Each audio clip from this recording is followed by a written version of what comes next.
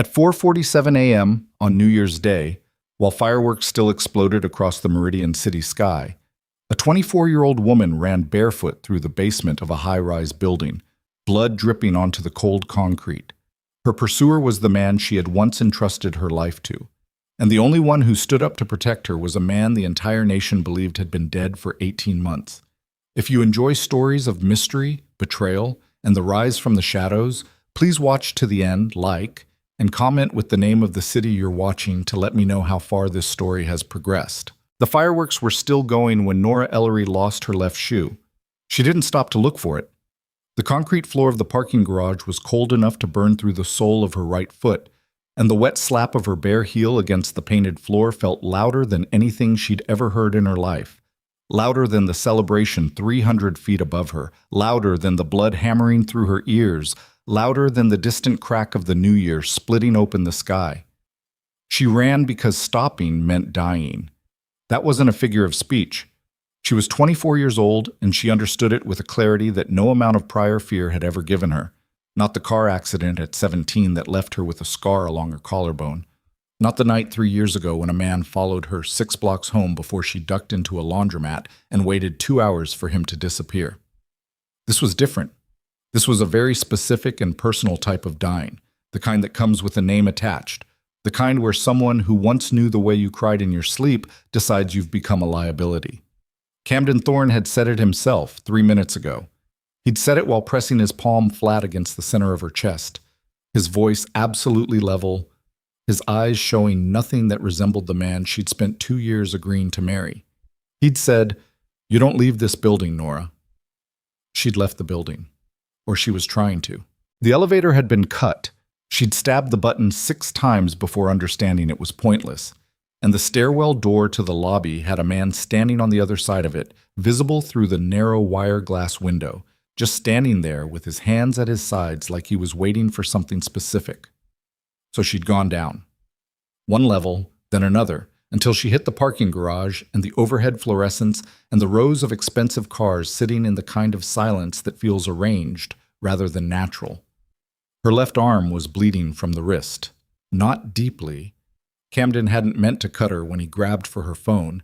His signet ring had just caught the edge of her skin in the wrong way, but the blood had soaked through the sleeve of her dress, and now it dripped in a slow rhythm as she moved, leaving small dark circles on the concrete that she didn't have time to worry about. The dress was wrong for any of this. It was a black cocktail dress, the kind of thing you wear to a New Year's Eve party hosted in a penthouse for 100 people who all know each other and none of whom are your friends.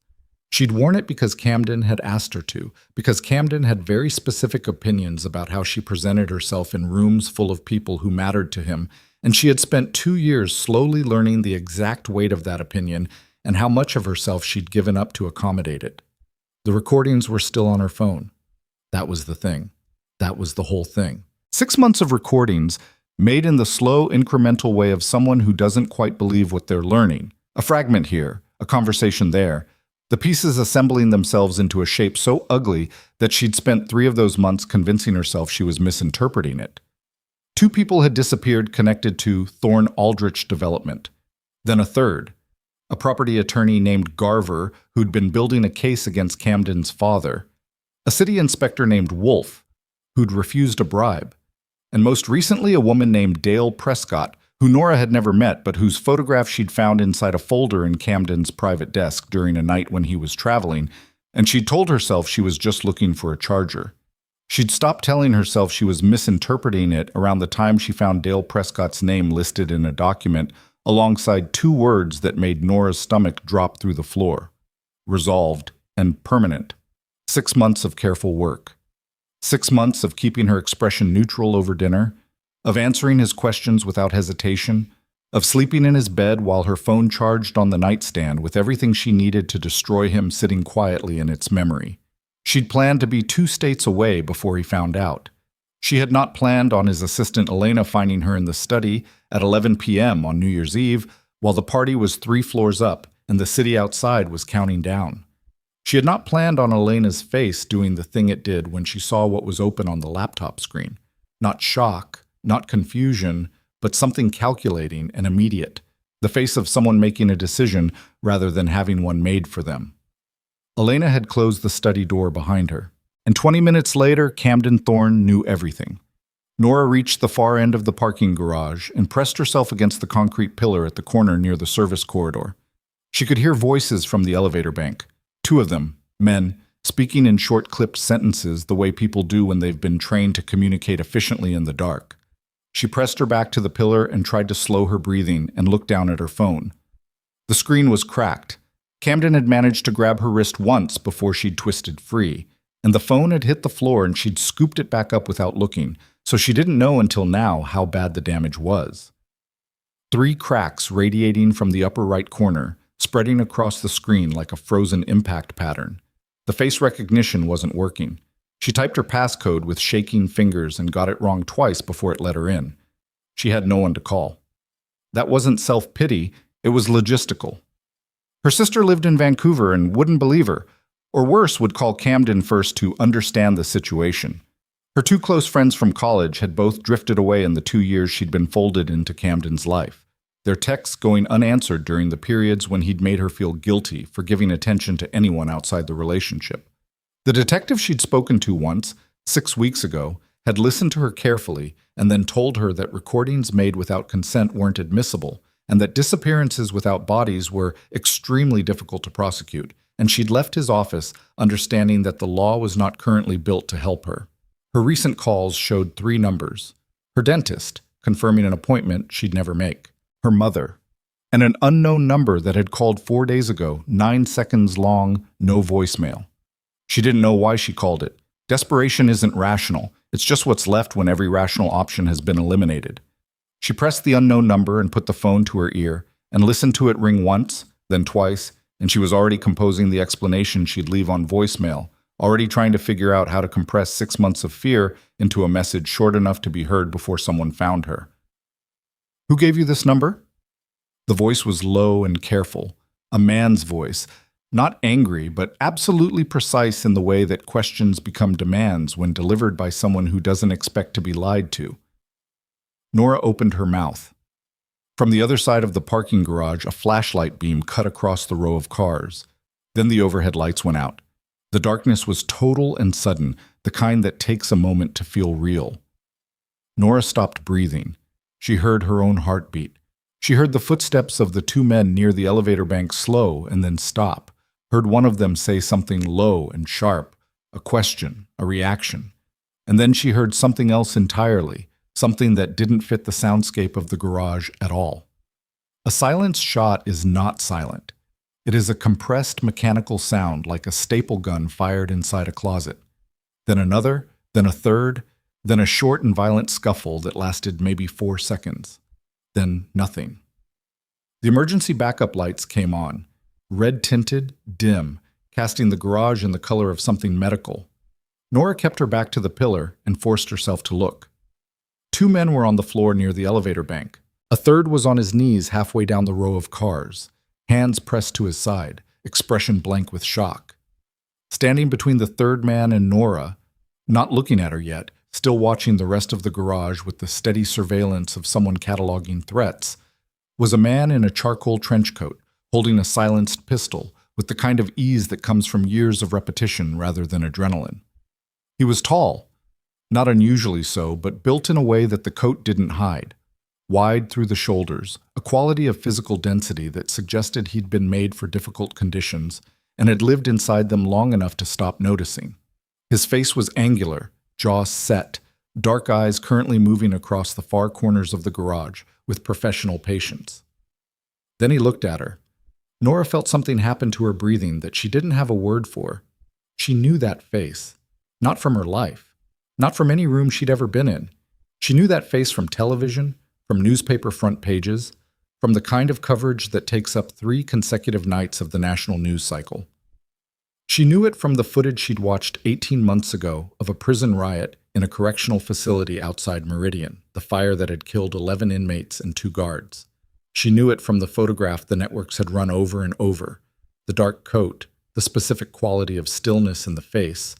During the weeks when federal prosecutors had confirmed that the body recovered from the fire belonged to the man who'd spent 9 years running the most sophisticated criminal organization the Eastern Seaboard had produced in 40 years. Damien Voss. The Voss Syndicate. 12 federal indictments. RICO charges. The longest and most expensive organized crime trial in Meridian's judicial history. Convicted on 7 counts. Sentenced to life without parole. Killed in the riot before he ever served a full year. She'd watched his death on the news. She'd watched it with Camden, sitting on the white sectional in the penthouse living room, Camden's arm around her shoulders. Camden saying something like, "That's what happens," in the tone of a man who believes in a particular kind of justice without examining too carefully who administers it. But the man standing in the red-lit parking garage of Camden Thorne's building was not dead.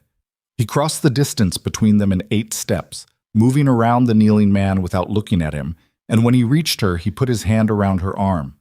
Not roughly, but with complete certainty, the grip of someone who has decided what happens next and requires her cooperation to execute it.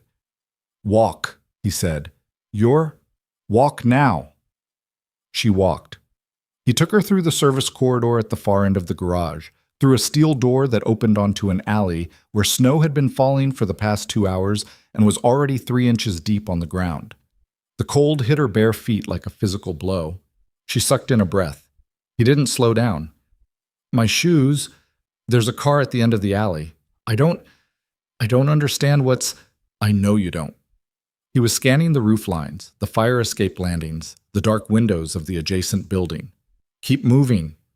There was a car, a dark sedan, unremarkable, the kind of vehicle that exists in a city primarily to not be noticed.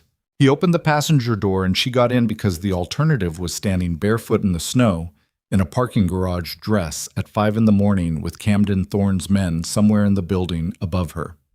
He got in the driver's side and pulled into the alley without turning the headlights on until they reached the street. The city was still celebrating around them in scattered pockets. A group of people coming out of a bar 2 blocks down, someone setting off a wheel of colored sparks from a stoop, the distant sound of music from a rooftop party being carried down by the wind. The ordinary aftermath of midnight, the world resuming itself as though nothing had changed. Nora sat in the passenger seat with her bloody arm folded against her chest and looked at the profile of a dead man driving her through the new year. "You called a line that's been inactive for 14 months, he said. Not a question.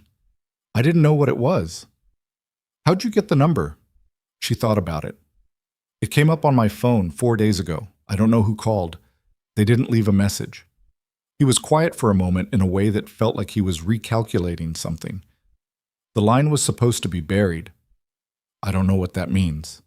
"No." He glanced at her once, briefly, the kind of glance that takes in information rather than offering it. "You're bleeding." "I know." "The sleeve. Press it harder." She pressed it harder. They drove for 11 minutes without speaking. Nora watched the city move past the window and tried to organize her understanding of the situation into something functional, something with edges she could work with. She was in a car with a man who was officially dead.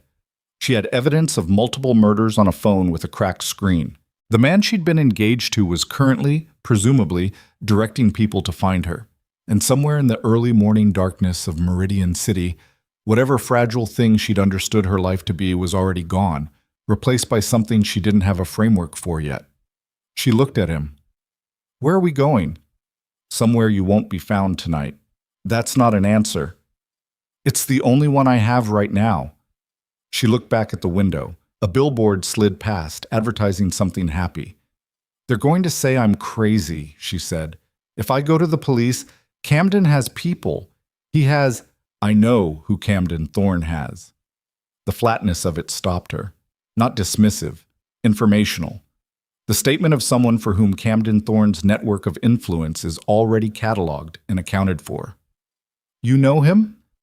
"I know of him. His father did business with people I used to know." The careful phrasing landed on her. Used to know.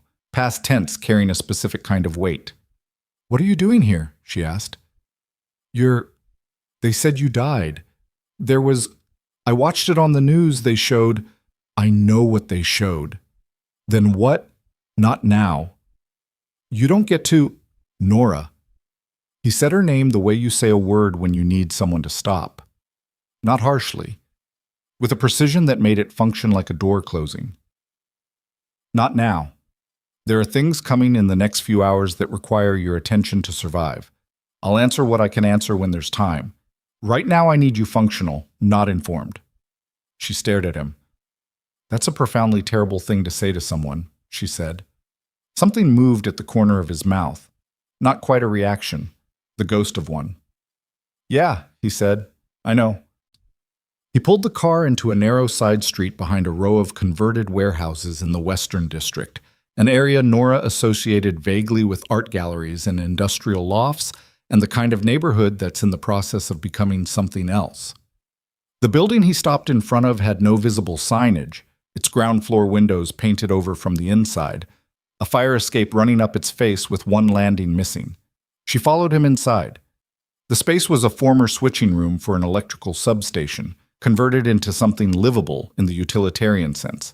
A folding cot in the corner, a card table with a laptop, a portable heater that was already running, a first aid kit open on the floor.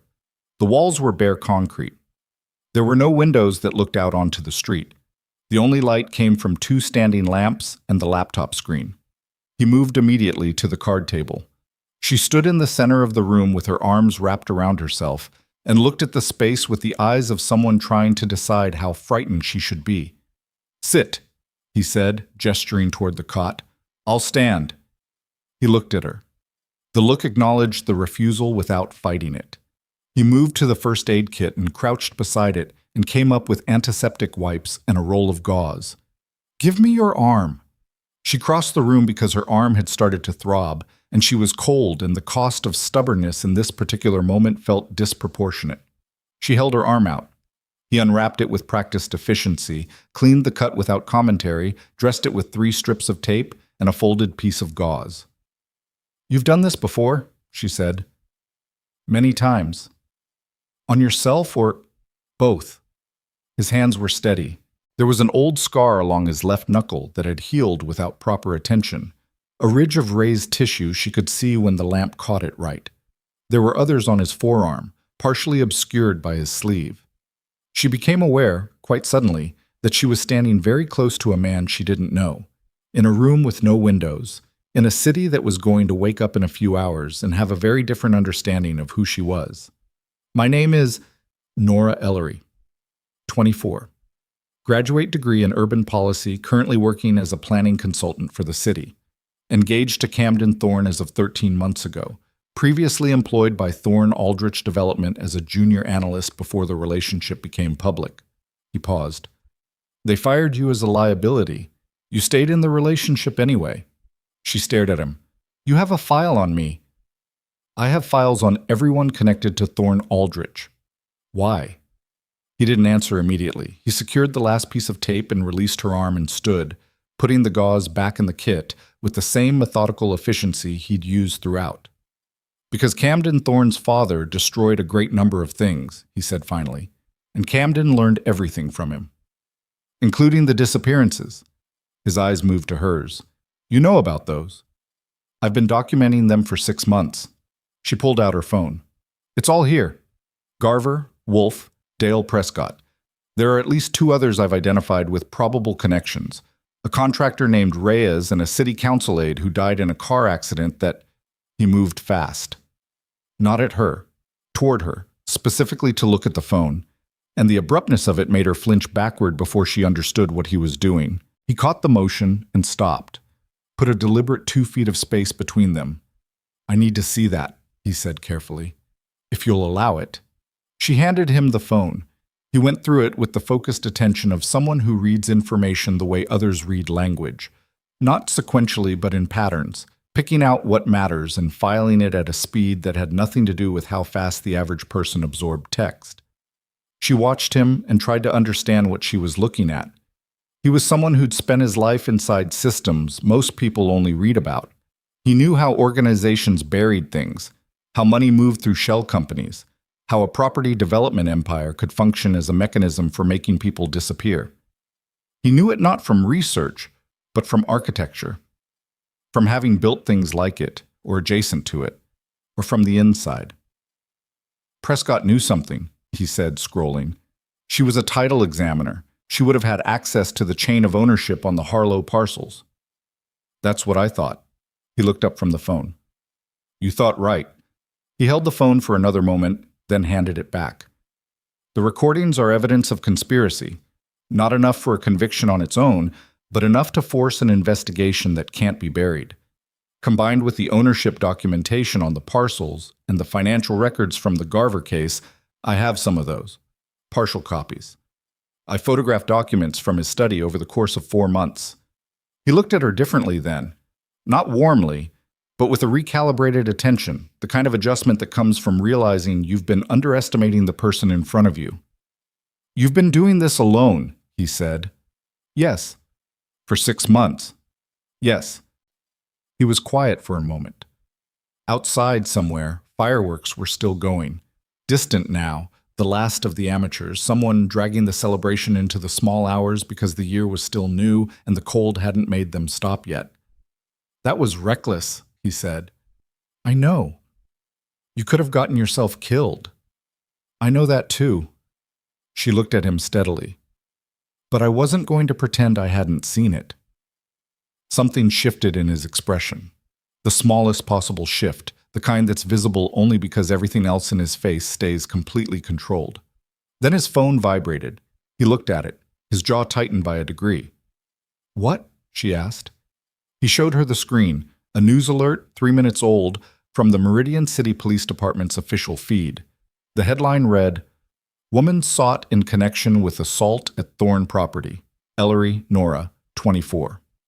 Below it was her photograph, her work headshot, the one from the Planning Commission's website, the one where she was smiling in front of a neutral background, looking exactly like the kind of person who wouldn't survive a week inside whatever she'd walked into. She read the alert twice. He moved fast, she said. He was prepared. Damien was already at the laptop. This isn't improvised. He had this ready to deploy, which means he's been expecting something like this for a while. Or he had it ready for me specifically. Damien looked at her across the room. Tell me something, he said. The recordings. Did you ever give him any reason to know you had them? She almost said no. Then she remembered one night, 4 months ago, when she'd made a mistake, when Camden had said something over dinner about the Harlow development and she'd felt her expression do something that it shouldn't have, felt the flicker of recognition cross her face before she'd controlled it. He'd looked at her for a long second and then kept talking, and she'd decided afterward that she'd imagined the look, that he hadn't noticed, that she was being paranoid. She hadn't been paranoid. He knew, she said quietly. He's known for a while and he let me keep going. Because he needed to know how much you had, and who I'd talked to, and who you'd talked to when you ran. Damien closed the laptop. Which means any contact you'd normally reach for is already being monitored. The cold in the room felt different now, not environmental, structural. Then I have nobody, she said. You have the evidence. Evidence doesn't drive a car. No, he agreed. He moved to the far side of the room and stood looking at the painted-over window as though he could still see through it, his back to her, the line of his shoulders carrying a stillness that looked like it had been built over time rather than born. Why did you help me? She asked. In the garage. You didn't know who I was. He was quiet long enough that she thought he wasn't going to answer. You called a line that's been silent for over a year, he said, and something on the other end of that line decided to answer. He paused. I've been waiting in this city for 8 months for a specific kind of opening. The recordings on your phone, combined with what I already have, they may be exactly what that is. What are you waiting for an opening to do? He turned around. His face in the lamplight was tired in a way that had nothing to do with one night's lost sleep. It was the kind of tired that comes from carrying something specific for a very long time through conditions that made it heavier with every mile. There are people who did something to me, he said, and before I can touch them, I needed someone to give me a reason that was worth the exposure. I'm not a reason, she said. I'm a person. I know that. Then act like it. The ghost of a reaction at the corner of his mouth again. Barely there, but there. Get some sleep, he said. You're going to need it. I can't sleep. Try anyway. She looked at the cot in the corner. She looked at the lamp. She looked at the door with its 3 reinforced bolts and the portable heater doing its adequate best against the January cold. She sat on the edge of the cot and put her face in her hands and breathed. Outside, the last fireworks of Meridian City's New Year faded into the dark. She didn't cry. She didn't have the energy for it. And besides, there was something underneath the fear now. Something harder than fear. Something with edges. The feeling of a person who has spent 6 months accommodating the weight of a secret and is only now beginning to understand that the secret was always heavier than the lie it was protecting. She looked up. Damien Voss was at the card table, working through something on the laptop with the focused attention of a man who doesn't waste time on anything that isn't essential. He hadn't asked her if she was okay. He hadn't told her everything was going to be fine. He hadn't offered the kind of comfort that exists primarily to make the person offering it feel useful. She wasn't sure if that made her trust him less or more. Her phone was still in her hand. The news alert was still on the screen. Her face, smiling, already a wanted person in a city that was going to wake up in a few hours and have no idea what had actually happened inside that parking garage. She thought about the look on Camden's face when he'd pressed his palm against her chest. That flat, administrative certainty. The face of a man who has made a decision and is simply executing it. She looked at the man across the room. She didn't know what Damien Voss had done. She didn't know everything he'd been. She knew the headlines, the indictments, the specific lexicon the news had used to describe him: criminal architect, shadow economy, untouchable until he wasn't. She knew the things people said about him in the same tone they used for natural disasters, with a kind of awe that was also acknowledgement that some forces are simply beyond the scale of ordinary resistance. She knew one other thing. He'd walked into that garage for a reason that was his own. He was keeping her alive for a reason that was his own. And at some point in the next few hours or days, when the city fully turned toward finding her, and the people who had apparently faked his death decided that his reappearance was a problem that needed solving. She looked at the cracked phone screen, at her photograph. The news alert had a timestamp. She looked more carefully at the metadata at the bottom of the report. Standard format, precinct ID, the case number prefix used for. The case number prefix was wrong. Not slightly wrong. Structurally wrong. The Meridian PD used a 6-digit prefix for active warrants. This one had 7 digits, with a format she'd seen before. Not in police records, but in documentation she'd photographed from Camden's study. An internal filing system. A private one. This alert hadn't come from the police department. Someone had fabricated it and pushed it through a channel that could reach the major news aggregators directly without going through the actual department. Damien. He looked up. She held up the phone. This alert is fake. Look at the case number format. He crossed the room in 4 steps and looked at the screen. His face did something she hadn't seen it do yet. Not alarm, something older and colder than alarm. Recognition. That prefix, he said. You've seen it. Once. He took the phone from her hand very carefully and stared at the number at the bottom of the alert for a long moment. A long time ago, in a facility that officially doesn't exist. The room felt very quiet. What facility? She asked. He handed the phone back. Get some sleep, he said again. But this time there was something different in it. A tightness, a compression, like a sentence that ends before it's finished. Damien, what facility? He stood with his back to her for a moment, facing the painted-over window. When he turned around, his face had closed in the way of a man deciding how much truth a situation can currently hold. The people who destroyed my life, he said quietly, didn't do it because I was a criminal. They did it because I refused to keep working for them. He paused. They have a name, but they don't appear in any public record, and they just put your face on every screen in this city. Nora sat very still. Which means they know about me. Which means they've been watching this situation longer than either of us realized. His jaw was set. And they're not afraid of exposure, which means they believe they can manage it. Can they? He looked at her. They managed my death, he said. The portable heater clicked and hummed. Somewhere in the building, a pipe settled with a low groan. Outside, Meridian City was breathing in the last of the fireworks smoke. The new year settling around it like something inevitable, and Nora Ellery sat in a room with a dead man and understood, with a cold and specific clarity that the recordings on her cracked phone were no longer just evidence against Camden Thorne. They were evidence of something much larger, and whatever door she'd accidentally kicked open when she'd dialed that number 4 days ago had not simply let something out. It had let something in. She didn't sleep. She'd lay on the cot with her eyes closed and listen to Damien work. The soft mechanical percussion of keys, the occasional scrape of the chair, once the low controlled sound of him speaking to someone on a phone she hadn't seen him produce. His voice too quiet to decode from across the room. The portable heater cycled on and off. The building settled around them in its old way, pipes and concrete making the sounds of things that have been standing in cold for a long time. Around 6 a.m, she gave up on the pretense and sat up. Damien was at the card table with his back to her, 3 empty coffee cups arranged to his left with the unconscious geometry of a man who doesn't notice his own habits.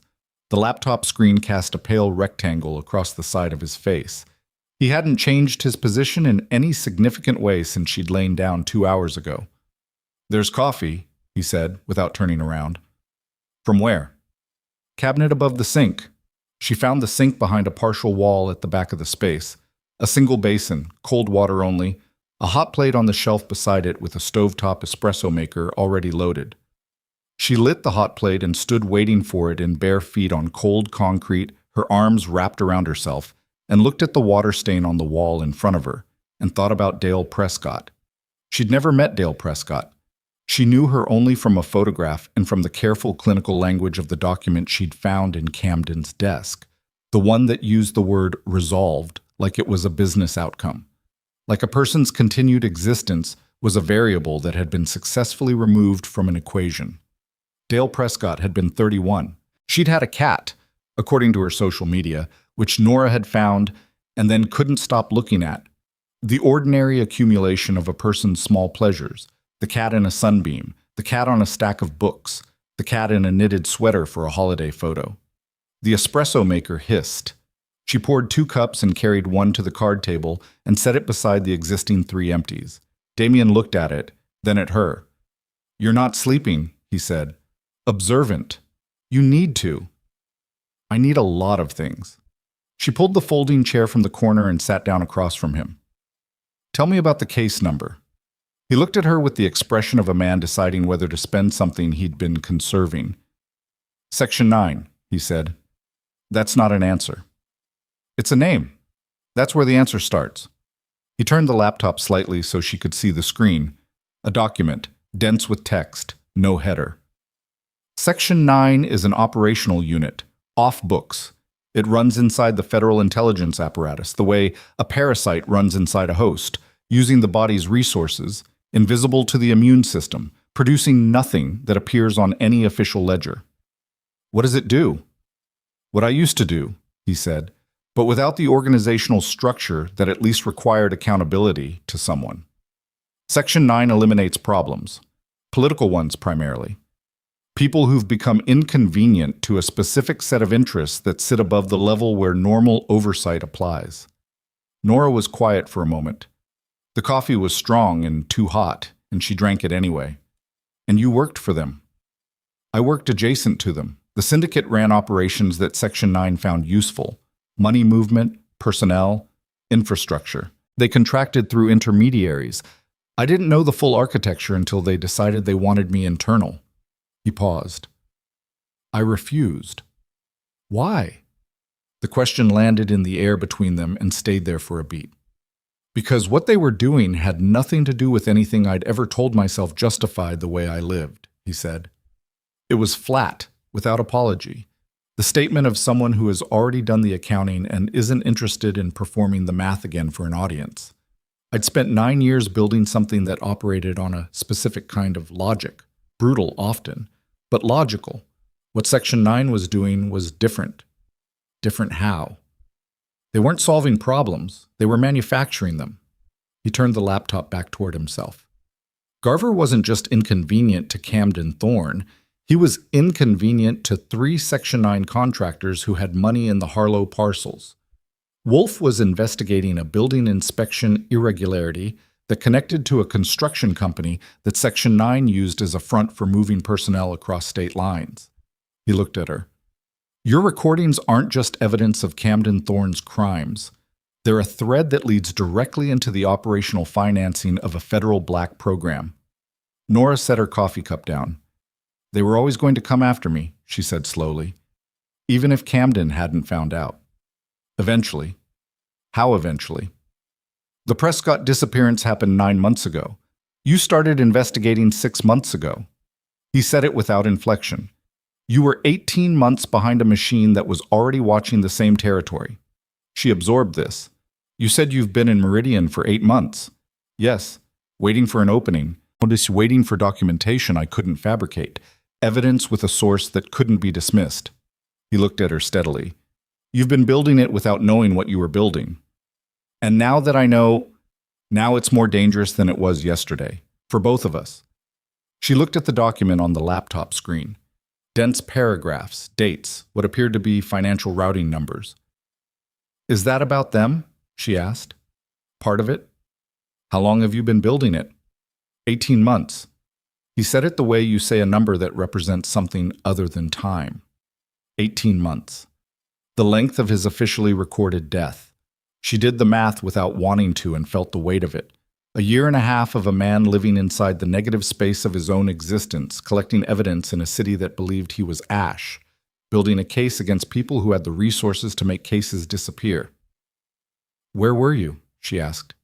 Before Meridian. His jaw shifted. Not somewhere I'm going to describe to you at 6 in the morning. You said you'd answer what you could answer when there was time. I said when there was time. He glanced at the laptop. There isn't. As if in punctuation, his phone vibrated on the table. He looked at it. Something in his posture changed, not visibly, but she felt it, the quality of his stillness shifting from deliberate to loaded. What? She said. He turned the phone so she could see it. A text. No contact name, just a number. 4 words. Garage footage is public. She felt the blood leave her face. Already, she said. They have people inside the department who can accelerate the process. He was already standing, folding the laptop. It means anyone looking for you now has visual confirmation that you were in that garage with me, which means the story stops being fugitive woman and becomes fugitive woman with dead crime boss, she said, which is a story Section 9 can use to discredit everything on that phone before it ever reaches anyone who matters. He was moving with the rapid economy of someone executing a plan that already existed, pulling a bag from beneath the cot, loading it with the laptop and several items from the card table. She stood up. We're leaving. Yes. Where? Somewhere with more distance and less exposure. She followed him to the door and he stopped with his hand on the top bolt and looked back at the room once with the expression of a man assessing what he's leaving behind. Nothing sentimental in it. Just inventory. Have you ever used a secondary identity? What? He asked. What? A different name, documentation that isn't yours. No. You're going to need one. He slid the bolt. I have what you'll need, but we have to move in the next 20 minutes before the morning traffic gives the cameras too much coverage. You have documentation ready for me. I have documentation ready for several contingencies. You became one of them around 3 this morning. She didn't know whether to feel reassured by that or unsettled by it. She settled on both, which seemed honest. They went out into the alley. The snow had stopped during the night and left the city under 2 inches of gray-white compression, already going to slush at the curb edges where the salt trucks had been through. The sky was the color of old aluminum, dawn somewhere behind it, but not yet visible. Her breath came out in short clouds. She was still in the black dress, which was absurd, which she was aware of and couldn't do anything about yet. He produced a coat from the bag, dark gray, too large for her, the kind of anonymous garment that exists in a city without belonging to any particular person, and held it out without comment. She put it on. The car was gone. In its place, parked at the alley exit, was a different vehicle entirely, an older model SUV and a dark green that read almost black in the morning light. He got in the driver's side without explaining the change, and she got in the passenger side without asking. Different car, she said as he pulled out. The sedan is burned. How do you know? Because I burned it. She looked at him. At 4:30 this morning, he said, While you were not sleeping, I moved the vehicle. I don't operate in places where I've already been exposed. He checked the mirror. Basic practice. She thought about what basic practice meant for a man who had spent 18 months being officially dead in a city that had watched his funeral coverage on the evening news. Tell me about Section 9, she said. Not the function. The people. Why? Because if I'm in this, I need to understand what I'm in. He was quiet long enough that she thought he was going to deflect again. Then, the director is a man named Malcolm Reeve, former deputy director of a federal intelligence agency. I won't specify which, it doesn't matter, and it changes the story in ways that aren't useful. He built Section 9 over 12 years. It currently has operational capacity in 14 cities, a contractor network of approximately 60 active personnel, and financial infrastructure spread across shell companies in 7 jurisdictions. He paused. He has 2 qualities that make him exceptionally dangerous. The first is that he has no ego about credit. Everything Section 9 does disappears into noise. He doesn't need acknowledgement. The second is that he has genuinely convinced himself that what he does is necessary. And is it? No. No hesitation. People who believe their methods are justified by their objectives are the most dangerous kind because they've already solved the internal problem. There's no conflict left to slow them down. She looked out the window. The city was beginning to wake around them. Delivery trucks, the first commuters, a woman walking a dog who looked like she hadn't slept either and was grateful for the company. What did they do to you? Nora said. Specifically. The muscles in his jaw moved. Specifically, he said. They arrested me on charges they'd manufactured, ran me through a trial using evidence they'd fabricated and witnesses they'd prepared, sentenced me to life in a facility where I had no access to legal counsel they hadn't already compromised. He said it with the absolute flatness of a man who has repeated this accounting enough times internally that the emotion has been worn off it, like paint off a railing. Then, when I continued to refuse to work for them, they staged my death and moved me to an offshore facility that doesn't appear in any federal registry. I spent 14 months in that facility before a contractor inside their network decided that what they were doing had crossed a line he was no longer willing to manage. Who was the contractor? He's dead now. She absorbed that. He helped you escape. He gave me a window. I made it a door. He checked the mirror again. His name was Carver. He had a daughter in Portland. I don't know if she knows what he did. Something in the way he said it, the specific detail of the daughter in Portland, delivered without sentimentality, but with the weight of something carried carefully, made Nora understand that Damien Voss operated with a particular kind of ledger. Not moral, exactly, but precise. The kind of accounting that doesn't forgive debts or pretend they don't exist. He turned the SUV into the underground parking structure of a transit hub on the east side of the city, drove to the 3rd level, and parked in a corner away from the security cameras she could see him deliberately avoiding. From the bag, he produced a manila envelope. Inside, he said, is a California driver's license, a debit card with $4,000 loaded, and a phone with a clean number. The license is for a woman named Claire Morrow. Brown hair, similar height. The photograph was taken with enough distance that it reads as you if no one looks closely. He held the envelope out. There's also a change of clothes, approximate fit. She took the envelope. You've been carrying this for someone you didn't know. I carry contingencies. This one fit your profile. She looked at the envelope for a moment. Then she opened it and found the clothes. Dark jeans, a gray sweater, flat boots in a size that was close enough. And looked at him. I'm going to change in the car, she said. I'll step out. He got out and stood at the trunk with his back to the vehicle, and she changed in the back seat with the clumsy urgency of someone shedding one life for another, the black dress coming off like something she'd been wrong to wear in the first place, the jeans and sweater going on with the specific comfort of anonymous clothing, the boots fitting well enough. She got out. He turned around and looked at her the way he looked at everything, assessing, cataloging, deciding. Better, he said.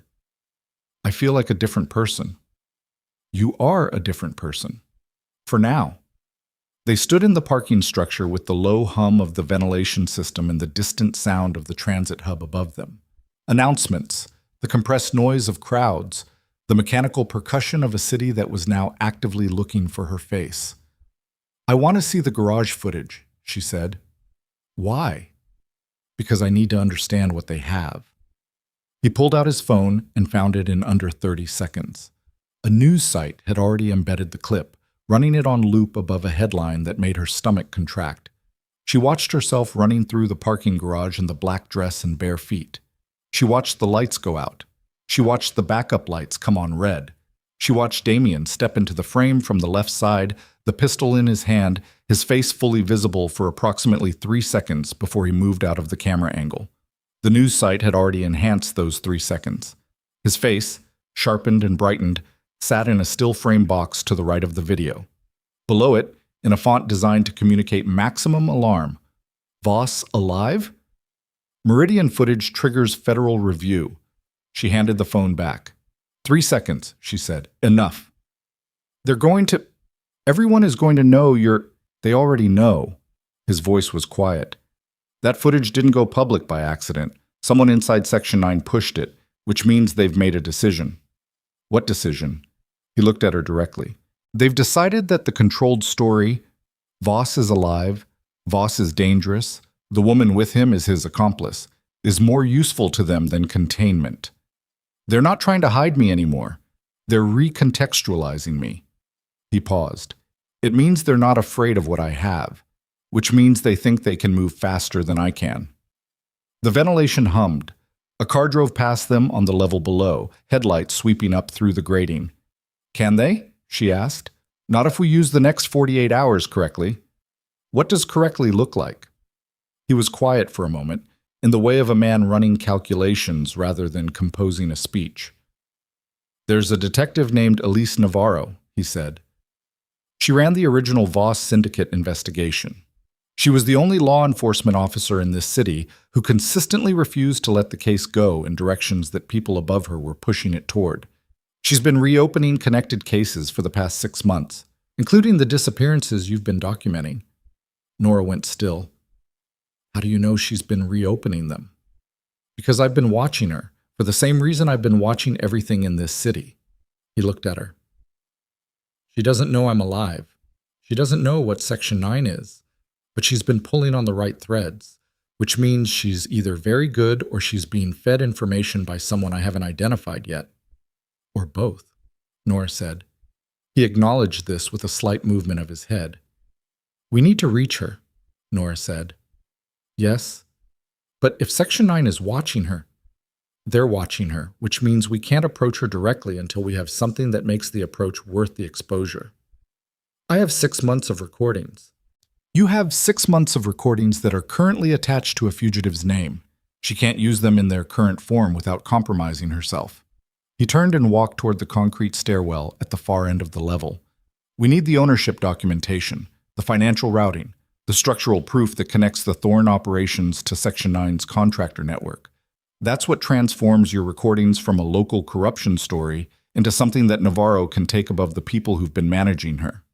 She fell into step beside him. "The documentation is in Camden's study," she said. "Or it was. He'll have moved it by now. Some of it. Not all." He pushed through the stairwell door. "Physical documentation is harder to move than people think, especially for someone who wasn't expecting to need to move it this quickly. You want to go back into the building?" "I want to go back into the building." She stared at the back of his head as they descended the stairs. "That's dangerous." "Yes." "He'll have people there." "Yes." "They'll be expecting not both of us, not together, and not at the point of entry I have in mind." He pushed through the ground-level door into a corridor that connected to the transit hub's lower level. Around them, commuters moved with the purposeful blankness of people going somewhere.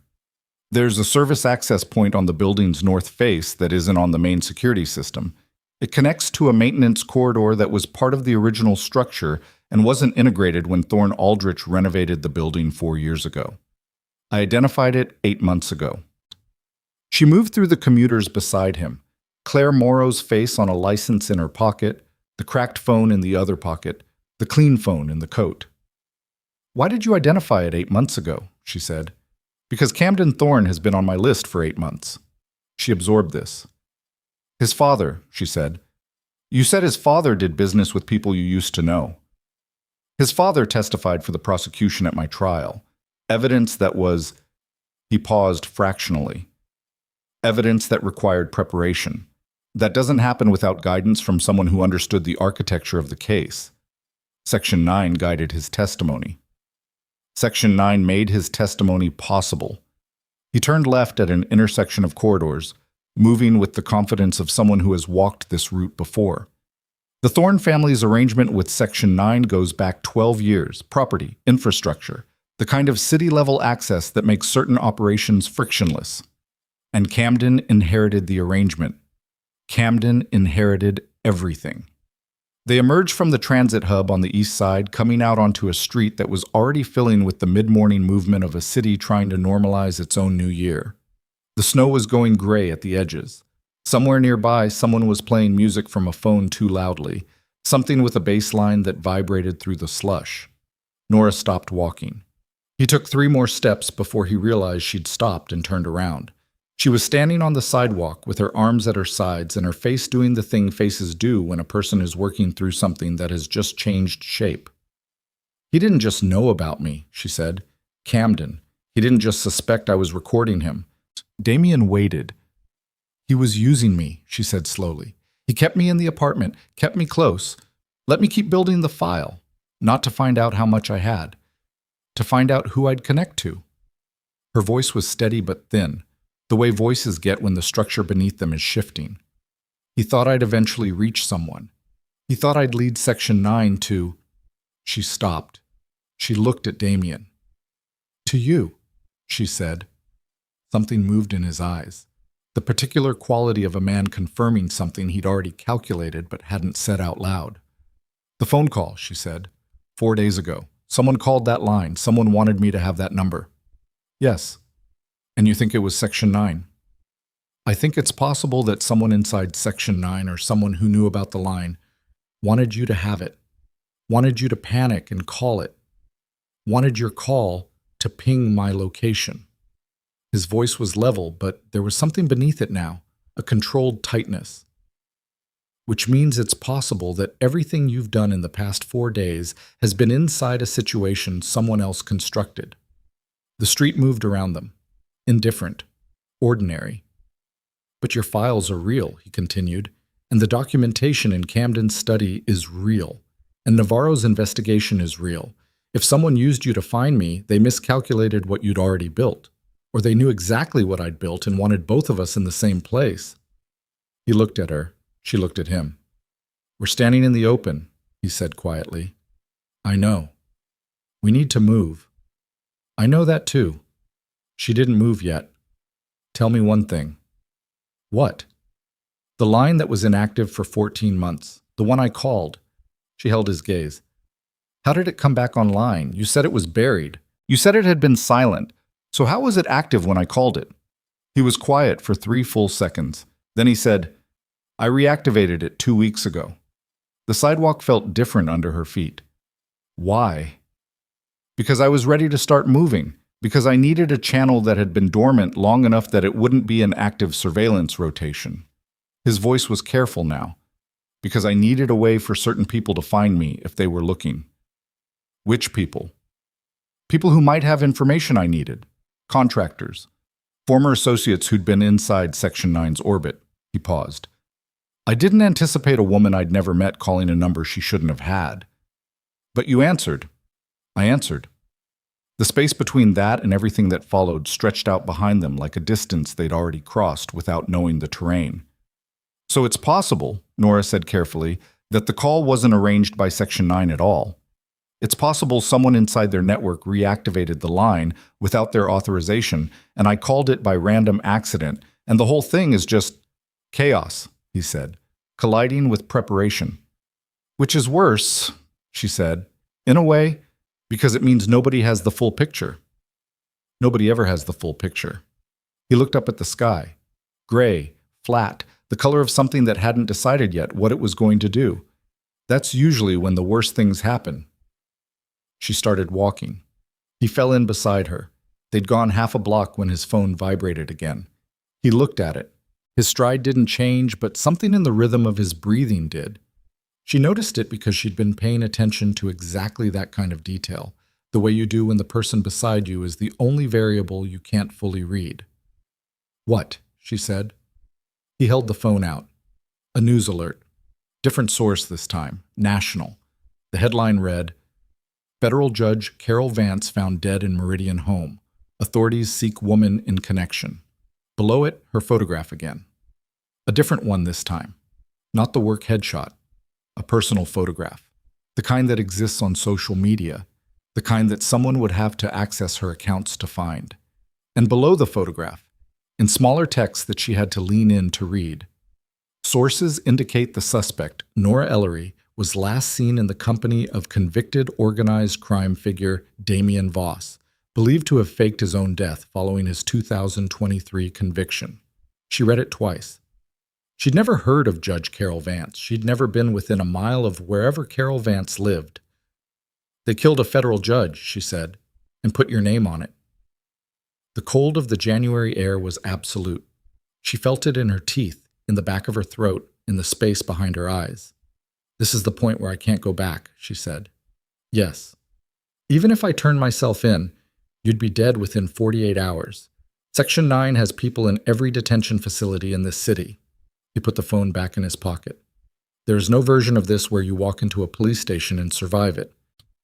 She stood on the sidewalk in Claire Morrow's clothes with Nora Ellery's face on every news channel in America, accused of a murder she hadn't committed, standing next to a man the entire country believed was a ghost, and felt the specific sensation of a door closing behind her so completely that the room on the other side of it had stopped existing. "Navarro," she said. "Navarro," he agreed. "We need to reach her before they do. We need to reach her before she sees that headline and has to make a choice about what to do with it." They moved. The city moved around them. The new year continued its first gray morning, indifferent to all of it, turning its slow machinery forward the way it always did, regardless of what was happening inside it, regardless of who was running and who was hunting and what had just become permanent and irreversible in the cold and salt gray streets of Meridian. Nora didn't look back. There was nothing left behind her worth the angle. They found Navarro's address in 11 minutes. Damien didn't explain how. He made 2 calls from the clean phone while Nora watched the street from the passenger seat of the green SUV, parked in the loading zone of a dry cleaner that wasn't open yet. And when he hung up the second call, he had a street address in the Crestline district written on the back of a transit stub in handwriting that was small and precise and completely legible. "She lives alone?" Nora asked. "Since her divorce 3 years ago." He pulled out of the loading zone. "She'll be working. The Vance murder is going to pull every detective in the district. She'll have seen the headline, and she'll be trying to figure out how it connects to what she already has. Which means she's already connecting it to me. Which means we have maybe 2 hours before whatever conclusions she's drawing harden into something we can't redirect." The Crestline district was 40 blocks northeast. Middle-income residential, the kind of neighborhood that had been the same for 30 years and intended to stay that way. Brick 2 flats and narrow driveways and bare trees standing in the gray January light like they were waiting for something. Damien drove without apparent urgency, the speed of a man who understands that urgency is visible and visibility is a liability. Nora watched the city go past and tried to construct a version of the next 2 hours that didn't end with them in handcuffs or worse. The math was difficult. Navarro was a detective, trained to be suspicious, operating in a professional context that made trusting a wanted fugitive and a dead crime boss a career-ending proposition at best. They had no way to establish credibility before she made a decision about them. And if she'd already seen the Vance headline, she was operating with a framework in which Nora Ellery was not a sympathetic figure. "She's going to try to detain us," Nora said. "Probably. And you're not going to let that happen?" "No. So we need to give her something in the first 30 seconds that makes detaining us feel like the wrong decision." He glanced at her. Something in the glance that wasn't quite approval but was adjacent to it. The look of someone recalibrating an estimate upward. "The Prescott documentation," he said. "Your photographs from Camden's study. If she's been investigating the disappearances, she'll recognize the ownership chain on the Harlow parcels immediately. She'll know it's not fabricated because it will match what she already has." She has documentation on the Harlow parcels. She's been trying to subpoena them for 4 months. If I show her what you photographed, she'll know immediately that you had access to the primary source, which means your story is real before you finish telling it. Nora nodded. Her hands were steady in her lap, which surprised her. Yesterday, this time yesterday, she'd been getting dressed for a New Year's Eve party, standing in front of a mirror in Camden's penthouse bathroom, telling herself that the plan was solid and the exit was close and she just needed 3 more days. That version of herself felt like a photograph of someone she used to know. The hands that had pinned her hair up last night were the same hands sitting in her lap right now. And the distance between those 2 moments was about 14 hours and a complete structural demolition of everything she'd understood her life to contain. She was surprised to find that she was not falling apart. She filed this away as information about herself that she hadn't previously had. Damien stopped the SUV on a residential block 2 streets from Navarro's address and cut the engine. "We walk from here," he said. "She'll have a window facing the street. Most of these units do. I don't want her to see a vehicle she doesn't recognize parked in front of her building before we ring the bell." "You've thought about this?" "I've thought about approaching Navarro for 6 months. The circumstances are different than I anticipated." He opened his door. "Stay close. If anyone comes out of the building before we get to the door, let me handle the conversation. And if she opens the door with a weapon, then we have 30 seconds to talk faster than she can make a decision." He got out. "Follow my lead." The block was quiet. 2 cars going past in 3 minutes, a dog walker on the far side of the street who wasn't paying attention to anything except the dog. The cold was the kind that had settled in rather than arrived. It had been here long enough to feel like the default state of the air. Nora walked with her hands in the coat pockets and her face angled slightly down. Not enough to look evasive, enough to make her features harder to read at a distance. Navarro's building was a 2-flat gray brick, the front walk recently salted. There were lights on in the upper unit. Damien rang the bell without hesitating. They waited. 12 seconds, which is longer than it sounds when you're standing on someone's front step at 8:40 in the morning with your face on the national news. Then a voice from the intercom, clipped and wide awake. "Who is it?" Not a question, a demand. Damien leaned toward the intercom. "Someone who's been watching your Harlow investigation for 6 months. I have documentation you've been trying to subpoena since September." Silence. Nora counted 8 seconds of it.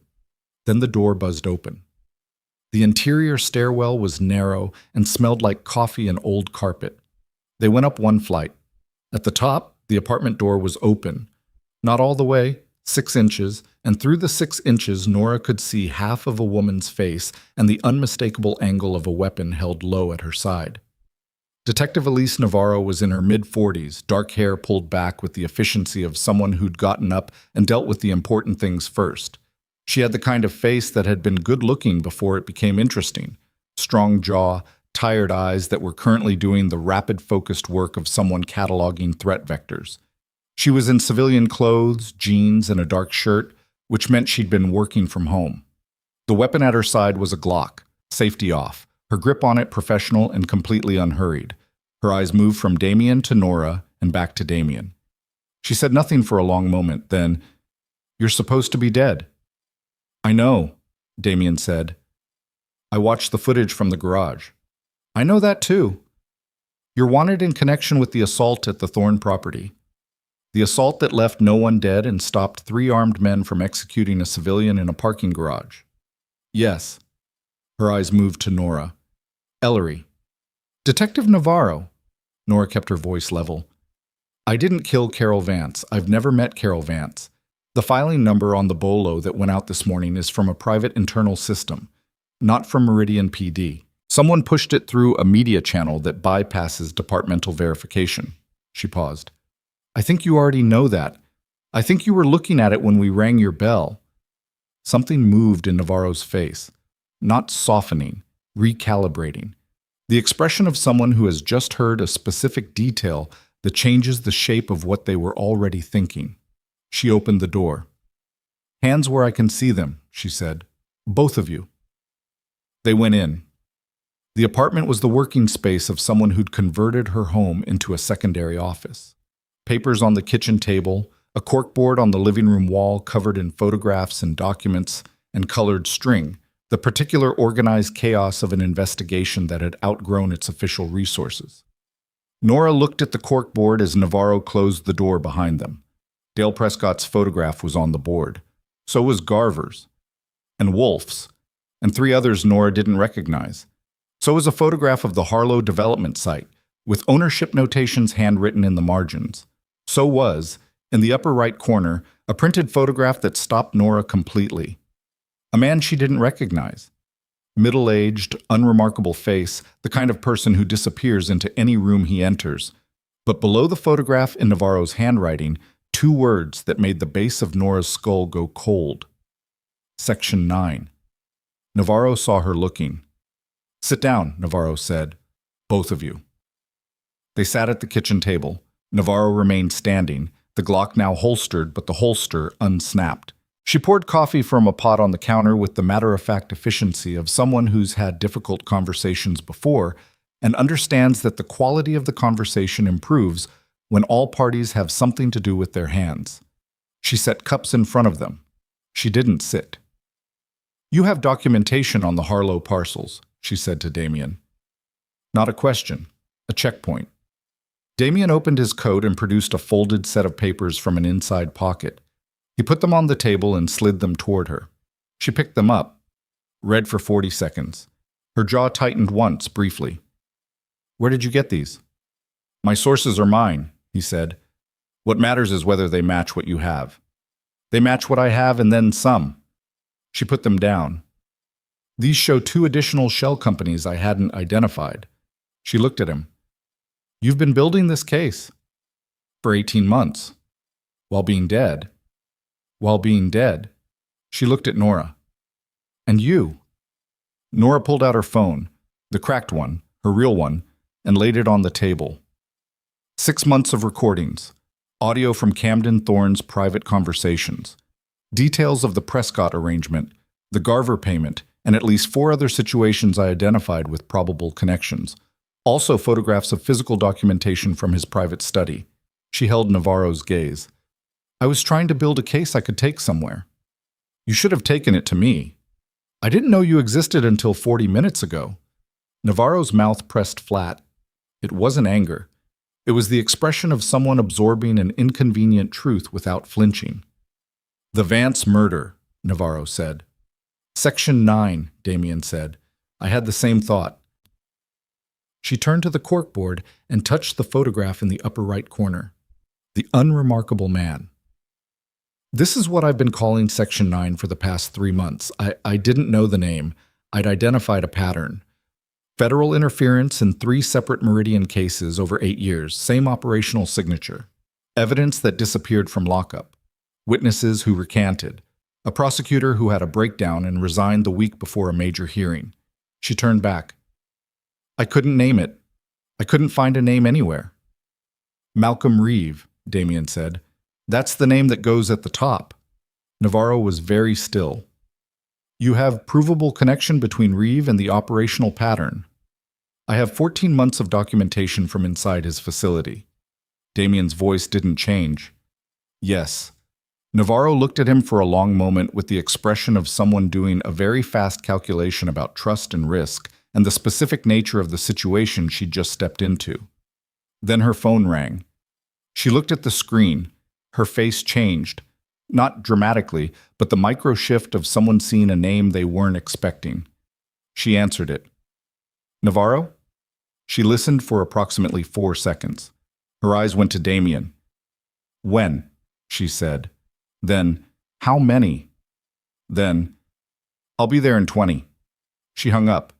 Something in the quality of the room had changed. "What?" Damien said. Navarro put the phone in her pocket. Her voice when she spoke had the flatness of someone overriding their own reaction through effort. "There's been a raid," she said. "A storage facility in the warehouse district. Unit registered to a shell company." She paused. "The serial numbers on the confiscated documents match an evidence catalog from the Voss Syndicate trial." Damien was very still. "What facility?" he said. "Kellar Street." "Unit 44." She looked at him. It was registered under a name I didn't recognize until about 30 seconds ago. Marcus Carver. The name landed in the room like a dropped weight. Damien's face didn't change, but something left it. The controlled animation of a man managing his own responses. And what remained was something older and harder and worse. Carver is dead, he said. I know, Navarro said quietly. Which means someone's been using his name on that unit. For how long, I don't know. But whatever was in it is now in federal custody. Nora looked at Damien. She watched him absorb it. She watched the specific way a person processes the destruction of something they've built in secret over a very long time. Not with visible collapse, but with the particular internal stillness of someone rerouting around a wound because there isn't time to sit with it. What was in the unit? He said. His voice was completely level. The raid report says servers, hard drives, paper documentation in sealed files. Navarro paused. The same agent who called me said the paper documentation included materials from an offshore facility not on record with any federal registry. She held his gaze. They have your 18 months, Voss. Whatever you built, whatever you documented, they have it. The portable heater in the corner of the apartment clicked on. Outside, a car went past slowly, the kind of slowly that was either traffic or deliberate. Nora looked at the window. Damien. He was already looking at it. That car passed twice, she said. Navarro moved to the wall beside the window, not in front of it, and angled herself to see down the street. Her hand was on the Glock. Blue sedan, she said. Plates are... She stopped. No front plate. Back plate. Partial. I can't... She stopped again. It stopped. The three of them were still. Nora felt the specific quality of a room before something happens. The way the air thickens. The way the body starts receiving information before the mind has finished processing it. Her pulse was steady, which surprised her again, the same way her steady hands had surprised her. We need to move, Damien said. This is my apartment, Navarro said. I know, we need to move. If I leave this building with both of you, my career is already over, Damien said, flatly and without cruelty. The moment you opened that door, Navarro, the moment you were already looking at that bolo number and thinking what you were thinking, the moment you had Section 9 written on your corkboard, it was already over. You've been building toward this for 6 months. You just didn't know where it was going to land. Navarro stared at him. The sedan outside hadn't moved. Where do we go? She said. I have a location outside the city. He was already standing, already reading the room for what they needed and what they were leaving. You drive. Different vehicle than what you usually use. My partner's car is in the building's lot. He lets me use it when mine's in service. She was already moving toward the corkboard, pulling down photographs and documents with rapid practiced efficiency, folding them into a file folder. How compromised is your location? The Keller Street unit means they know I've been operating in the warehouse district. They don't have the backup locations. Carver only knew about Keller. How sure are you? The pause before his answer was 1 second long, and Nora felt every fraction of it. Sure enough, he said. They went out through the building's rear, into an alley that connected to the lot. The partner's car was a beige four-door that was as invisible as a car could be, and Navarro drove it with the controlled efficiency of someone who'd been through vehicle pursuits before and understood that looking unremarkable was the first line of defense. Nobody spoke for the first 6 minutes. Then Navarro said, eyes on the road, the Keller raid. It wasn't random. No, Damien said from the back seat. Someone inside my department called it in. She changed lanes. The agent who called me, he's been cooperative, but there are maybe 3 people in Meridian PD with the clearance level to push a raid request to the federal unit that executed that one. 3 people. Her jaw was set. One of them is my lieutenant. Nora turned from the front passenger seat to look at Damien. He was looking at Navarro's reflection in the rear view mirror. How long has your lieutenant been across your investigation? He said. Since October. There was a case review. Mandatory. He saw the Harlow documentation. She paused. He told me I was overextending, told me the disappearances were separate incidents.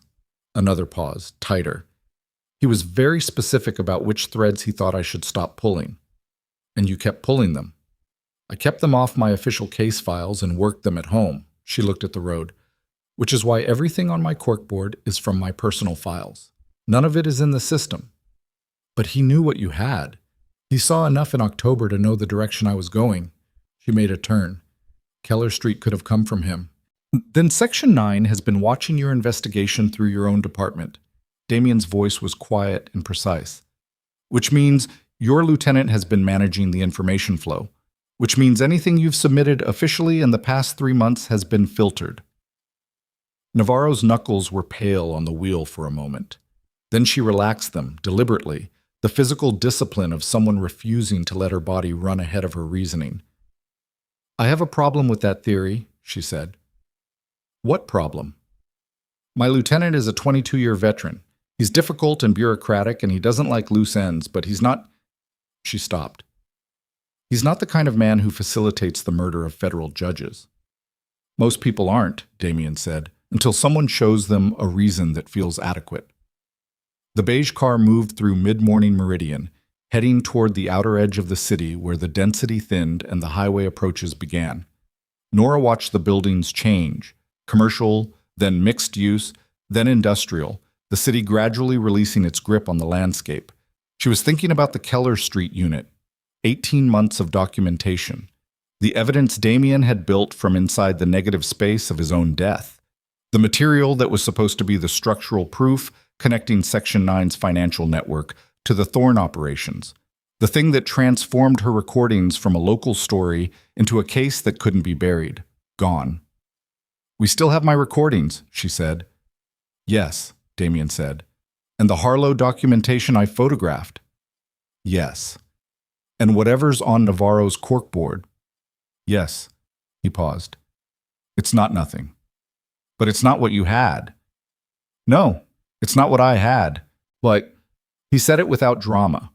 The flat accounting of someone who has already filed the loss and is working on what comes next. Nora turned to look at him fully, over the back of the seat. What was on those servers that we can't reconstruct? She said. He looked at her. For a moment, the controlled surface of his face was something slightly different. A transparency. A brief exposure of what the 18 months had actually looked like from the inside. Communications, he said. Intercepts from the offshore facility. Audio. Section 9's internal operational logs from a 2-year period, obtained through a source inside their contractor network who spent 4 months extracting them. He paused. The source died 6 weeks after delivering them to Carver. The logs were the only copy. The car was quiet. There's no other copy anywhere, Nora said. No. And your source? Dead. She sat with that for a moment. Then Navarro said, There's one piece I haven't told you. Her voice had changed. The professional efficiency was still there, but something underneath it had shifted. The register of someone arriving at something they've been circling. The Vance murder, she said. The agent who called me, before he mentioned the Kellar raid, he mentioned something that he framed as routine. Vance had been reviewing a sealed case, a habeas petition. She paused. The petition was filed 14 months ago by someone claiming that the conviction and death of Damien Voss had involved manufactured evidence and falsified forensic records. The car went over a highway overpass, and the city fell away on both sides into distance. Someone filed a habeas petition, Nora said slowly, on behalf of a man they knew had been staged as dead. The petition was filed by a civil rights attorney named Greta Moen, Navarro said. She's been missing since November. The weight of it settled into the car like weather. Mon was working from information someone gave her, Damien said. Very quiet now. Yes. Carver, he said. That would be my guess. Carver. The contractor who'd given Damien a window and made it a door, who had a daughter in Portland, who had decided that what Section 9 was doing had crossed a line. Carver, who'd helped Damien escape and spent 4 months extracting internal logs and filed them in a storage unit under his own name, and then apparently also found an attorney and tried to create a legal mechanism for undoing what had been done. Carver, who was dead. Moan, who was missing. Vance, who'd been reviewing the petition and was now dead. The thread was visible, and it was brutal. Every person who had tried to build a legitimate path through the machinery had been removed from it. "They're not reacting to us," Nora said. "They've been ahead of this for months." "Yes," Damien said. "Then why are we still—" She stopped. She looked at him. "Why are we still alive?" The question was real, and she could see him taking it seriously, not as provocation, but as strategy. He looked out the window at the highway approaching. "Because they made a calculation," he said. "They decided the story of Damien Voss and a fugitive woman is more useful to them alive than dead. Right now.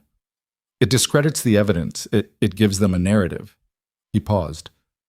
"The moment we become more dangerous to them with what we know than we are useful to them as a story—" "The calculation changes," Navarro said. "Yes." Navarro took the on-ramp. The highway opened in front of them. 2 lanes, thin traffic, the flat winter landscape of the exurban fringe scrolling out toward the mountains. "The location you mentioned," she said to Damien, "outside the city. An unfinished structure. I've had it prepped for contingency use. We can work from there without exposure." He paused. "There's something else there. Physical documentation that wasn't stored at Keller. I kept a partition in case of exactly this." Nora felt something loosen slightly in her chest. Not hope, but the structural equivalent of it.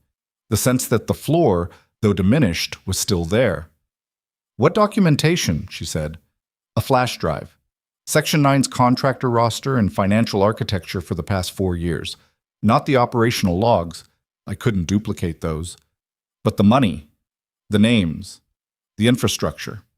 He looked at her. "It's not what I had.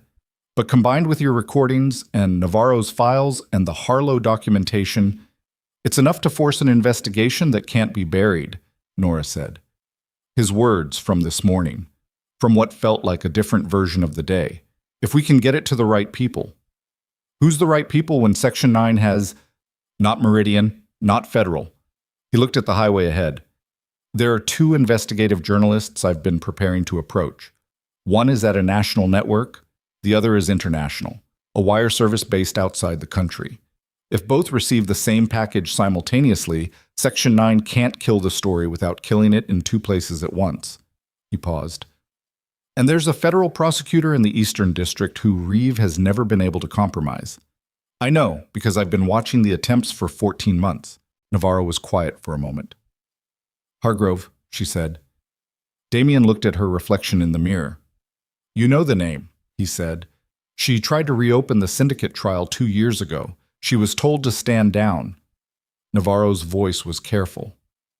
"She stood down publicly." A pause. "She kept a private file." "How do you know that?" Navarro glanced in the mirror. "Because she and I had coffee in October, and she told me something she didn't put in writing." She paused. She said, "When you find the top of this thing, call me first." The highway moved under them. Damien sat in the back seat with whatever he was carrying. The loss of 18 months of work, the weight of Carver's name on a dead attorney's missing person file, the specific arithmetic of what remained against what had been taken, and said nothing for a long time. Then his phone buzzed. He looked at it. He looked at it for long enough that Nora turned around to read his face rather than wait for him to speak. What she saw made the base of her skull go cold again. "What?" she said. He held up the phone. A message. 3 lines. Sent from a number she didn't recognize, but that Damien clearly did, because his face had done the thing it only did when something surprised him. The barely there fracture in the controlled surface, there and gone in under a second. The message read, "We have the flash drive. We've had it since December. We let you believe it was still there. Come to the structure and you'll find what we left for you instead. Bring the woman. Bring the detective. M.R. Malcolm Reeve." Nora read it twice and felt the floor she'd been standing on. The partition Damien had kept, the contingency he hadn't lost, the thing that was supposed to be enough, disappear completely from beneath her. "He's been watching the location," Navarro said flatly. "For months," Damien said. The quality of his voice was something she hadn't heard from him before. Not broken, but stripped.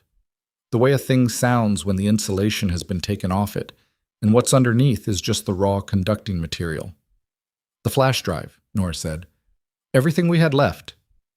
They have it. Then we have... She stopped. She looked at her cracked phone in her pocket.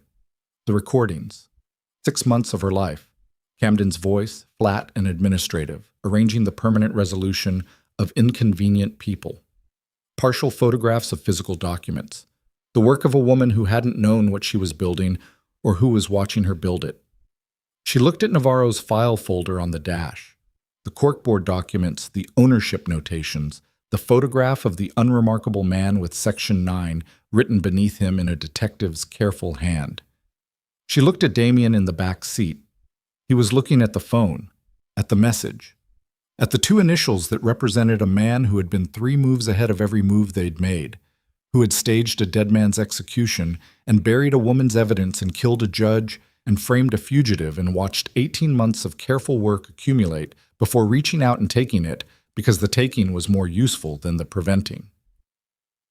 He wants us to come to the structure, she said. Yes. Why? Because he wants to close this in a place where it can be managed. Damien put the phone down. He wants us in a location he controls, off camera, away from the city. He wants the recordings, the files, all of it in one place where it can be destroyed without residue. He paused. And then he wants us to be nothing, Damien said. He finished the sentence the way you finish something that was already decided before you started saying it. Flat. Final. The voice of a man who has arrived at a conclusion and is done with the arriving. Navarro drove. The highway unspooled ahead of them, and nobody spoke for 90 seconds. And in those 90 seconds, Nora watched the landscape change from the industrial fringe of the city into the first suggestion of elevation. Scrub trees, frozen ground, the gray sky sitting lower here than it had over Meridian, pressing down toward the hills like it was making a decision about them. He's telling us where he is, Nora said. Both of them looked at her. He sent the message because he wants us to come to him, which means he's already there, which means the structure, whatever it is where he's positioned himself. She kept her voice level. Steady. The same voice she'd used in Camden's apartment for 6 months while something underneath her was doing something entirely different. He thinks we're going to run. He's telling us where the trap is because he's confident we have nowhere else to go and will come to it eventually anyway. That's exactly what he thinks, Damien said. So we go. The silence that followed was different from the previous one, less like absence, more like pressure. He has the flash drive, Navarro said. He has a flash drive, Nora said. We don't know what's on the one he took. Damien looked at her. I made a copy, she said, 6 weeks ago, of my recordings and the Harlow photographs. I put it on a second drive and I mailed it to myself at a P.O. box I opened under a different name in a post office 3 miles from Camden's building. She paused. I hadn't checked it since because I didn't think I needed it yet. And I didn't tell anyone it existed because you didn't trust anyone, Damien said. Because I didn't trust anyone. Something moved in his face, the same fractional shift she'd seen twice before, the ghost of a reaction in a face that had been trained to not have them. The post office, he said. It opens at 9. Navarro looked at the dashboard clock. 8:53. She took the next exit. The post office was a small branch in a neighborhood that was primarily residential and primarily indifferent to anything happening outside its 6-block radius. There was a line of 4 people when they arrived. Nora went in alone. Navarro's instruction, sensible, because Damien's face was currently on every news ticker in the country, and Navarro's badge created paperwork neither of them needed right now. Nora stood in line with Claire Morrow's license in her pocket, and her real face on a wanted bulletin somewhere, and waited her turn with the specific discipline of someone who has learned in the past 14 hours that looking ordinary is a skill she apparently possesses. She retrieved the envelope. She was back in the car in 4 minutes. The drive to the structure took another 40 minutes. Damien directed Navarro from the back seat, highway to state road to a county route that hadn't been maintained for at least 1 winter, the beige car grinding through hard-packed snow in the tracks left by a larger vehicle that had come through recently. The trees thickened. The sky pressed lower. The city was entirely gone. When the structure appeared through the tree line, Nora understood why Damien had chosen it. It was a cathedral, or had been designed to become one. The bones of something ambitious. A massive stone skeleton rising from a clearing in the mountain woods, its walls standing to full height in some sections and tapering to rubble in others. The roof absent everywhere, open to the gray winter sky. Snow covered the stone floor inside. Someone had built temporary scaffolding against the east wall that had been there long enough to rust. There was no glass in any of the window openings, just empty arched frames through which the wind moved freely, carrying the cold from the mountain directly into the interior. 3 vehicles were parked at the tree line 30 meters back from the structure's entrance. 2 black SUVs and 1 unmarked sedan. 4 men visible outside, positioned with the deliberate spacing of people who'd been told where to stand. Professional, patient. The kind of patience that comes from being paid to wait rather than wanting to. Navarro stopped the car behind a stand of trees 200 meters back. 4 outside, she said. More inside. At least 4 more inside, Damien said. Reeve will keep 2 close. The rest are perimeter. We're 3 people, Navarro said. One of us has a service weapon and 17 rounds. I have more than that, Damien said. Nora didn't ask from where. She was looking at the structure through the trees and doing a kind of assessment she didn't have proper vocabulary for yet. Reading the space the way she'd learned to read Camden's moods, the way she'd learned to photograph documents without disturbing the arrangement of papers around them, looking for the shape of the thing before touching it. The scaffolding on the east wall, she said. Damien looked at her. It connects to a window opening at about 30 feet up, she said. If you go in through the window rather than the entrance, you're above the interior sightlines before anyone on the ground has a reference point for you. He looked at the structure, back at her. The roof, he said. What's left of it on the west section? It's stone. The weight of it on that wall has compromised the interior facing. He paused. There are 2 load points on the east side that are structural. If those go, the west section collapses inward. How do you know that? Navarro said. Because I spent 3 months using this building, and I know its defects. He looked at the 4 men by the vehicles. There's a maintenance path that runs along the north face, overgrown, but passable. It comes out behind the east wall, gives access to the scaffolding without crossing the sight lines of any of the exterior positions. You go up, Navarro said. I go in. No, Damien said. I'm the one with the badge. Your badge doesn't mean anything to these people.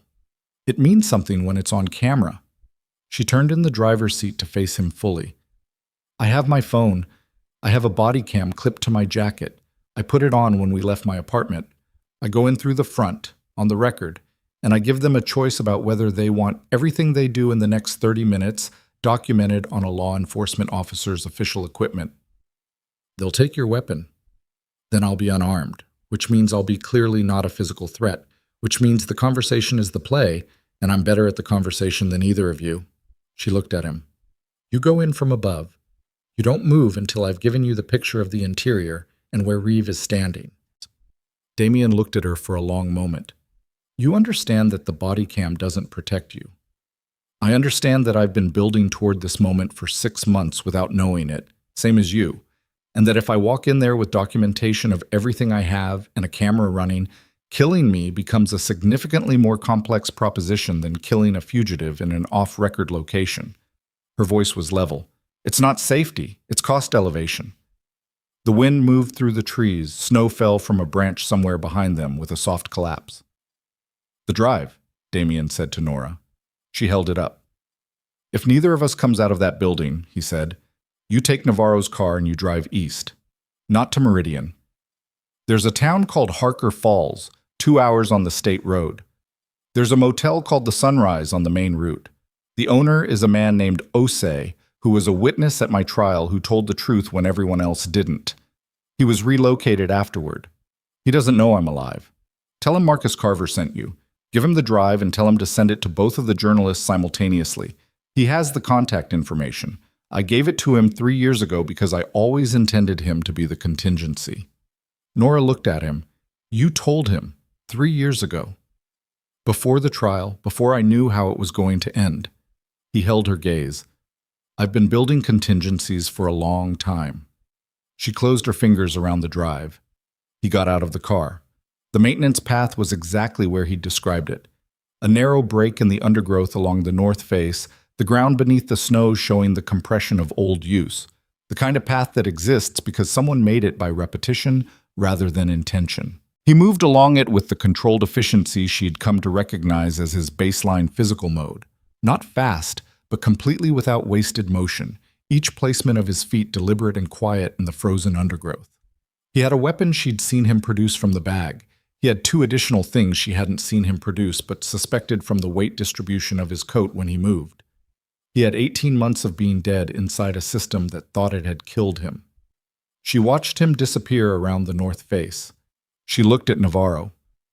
"Are you actually going in through the front?" Nora said. "Yes." Navarro checked the body cam, pressed the activation button, watched the small green indicator light come on. "You stay with the car. If we're not out in 30 minutes, I heard the instructions. Then you know what to do." "I know what he told me to do." Nora looked at the structure through the trees. "That's not the same thing." Navarro looked at her for a moment. "Don't do anything that gets you killed," Navarro said. "Same to you." Navarro got out. She straightened her jacket, settled the holster, looked at the four men at the vehicles with the expression of a woman who has been walking toward difficult rooms for 20 years and has simply decided to keep doing it. She walked toward the entrance. Nora watched her cross the clearing. Watched the four men register her approach. Watched two of them move toward her with the instinctive repositioning of people who'd been trained to manage arrivals. Watched Navarro hold up her badge without breaking stride.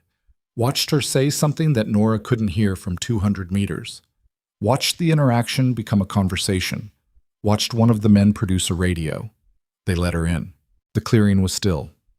Nora sat in the driver's seat of the beige car and counted her own heartbeats and made it to 47 before she got out.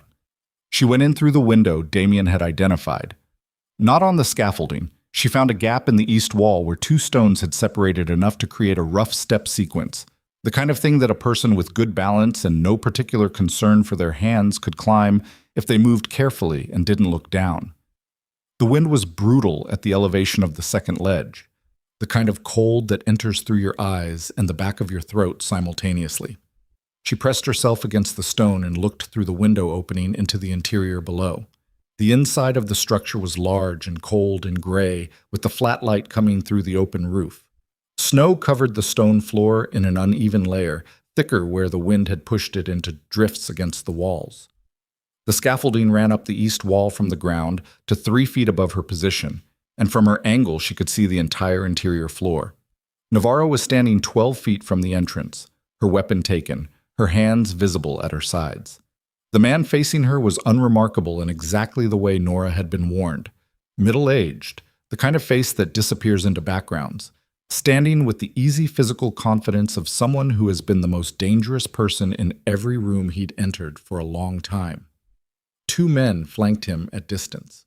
2 more at the far corners. Malcolm Reeve. He was speaking to Navarro in a tone Nora couldn't fully hear. Low. The register of a man accustomed to being listened to rather than overheard. She caught fragments. Unfortunate. The word career. Something that ended with a question mark. She looked for Damien. She found him on the opposite side of the window opening, 3 feet to her right along the interior ledge. He'd come up the scaffolding while she'd been climbing the wall, moving without sound, and he was now positioned above the floor with a clear sight line to Reeve and both flanking positions. He had his weapon in his right hand, held low, and his eyes were moving across the interior with the systematic coverage of someone doing final accounting. He saw her. His expression did something that was almost alarmed. The flicker of a man seeing a variable he hadn't planned for and disliking it intensely. She looked at him steadily. He looked back. He made a small movement with his left hand. Stay. She stayed, but she stayed where she was, not where he'd left her. Below, Navarro's voice became audible, clearer, louder, the deliberate volume of someone speaking for a record. My name is Detective Elise Navarro, Meridian City Police Department, badge number 7742. I am currently inside an unregistered structure on County Route 16. Speaking with an individual I believe to be Malcolm Reeve, in connection with the murders of federal judge Carol Vance, attorney Greta Moen, and the conspiracy to manufacture evidence resulting in the wrongful conviction and false imprisonment of Damien Voss. The space below went completely still. Reeve's expression didn't change, but something around his eyes contracted, the look of a man reassessing the weight of something he'd underestimated. "That's on record," Navarro said. "The body cam has been running since I left the vehicle. Cloud synced. Deleting it requires access to the account, which you don't have." "Detective Navarro," Reeve said. His voice was mild. The mildness of someone who believes mildness is a weapon. "You've made a significant error in judgment today." "I've made a lot of them," she said. "This one feels like the best one so far." Damien moved. Not down, laterally, along the interior ledge, repositioning to a point above the two flanking men rather than above Reeve directly. Nora watched him move and understood the geometry. He was opening an angle that covered both flankers simultaneously, which meant Reeve was temporarily outside his immediate coverage, which meant one of the corner men looked up. She didn't think. She moved along the outside of the wall to the window opening and dropped through it onto the top of the scaffolding, which rang under her feet with a metallic sound that was enormous in the cold interior, and every head in the room turned toward her simultaneously, which was exactly what Damien needed. He came off the ledge. Not a jump, a controlled descent, using the scaffolding's diagonal brace as a slide point, landing on the interior floor behind the right flanker with an impact that he absorbed through his knees and converted immediately into movement. The flanker turned into the muzzle of Damien's weapon and stopped moving. "Don't," Damien said. The word was completely quiet. It carried better for the quiet. The left flanker had his weapon up. Navarro moved. Fast. Faster than Nora had expected from watching her, the speed of someone who'd been waiting for the moment to resolve, grabbing the left flanker's weapon arm with both hands and redirecting the muzzle toward the floor as she drove her elbow into the back of his elbow joint. The sound he made was sharp and involuntary. The weapon dropped. The two corner men were moving. Nora was still on the scaffolding, 6 feet above the floor, and one of the corner men was directly below her and moving toward Navarro with his weapon coming up, and she did the thing that the past 14 hours had apparently been preparing her to do. She jumped. She landed on his back, both arms around his neck, her momentum carrying them both into a stumbling forward collision with the stone wall. He hit it shoulder first, hard enough to bounce, and she went with him into the wall and felt something in her left arm light up with bright specific pain. The dressed wound from the night before, the cut from Camden's ring, reopened now or just transmitting the impact through the healing tissue. She lost her grip. He turned. She was on the floor, one knee down, her arm burning, and he was turning with the weapon, and she put her hand flat on the snow-covered stone and shoved herself sideways, and the shot he fired hit the wall where she'd been, and the noise of it inside the stone structure was enormous.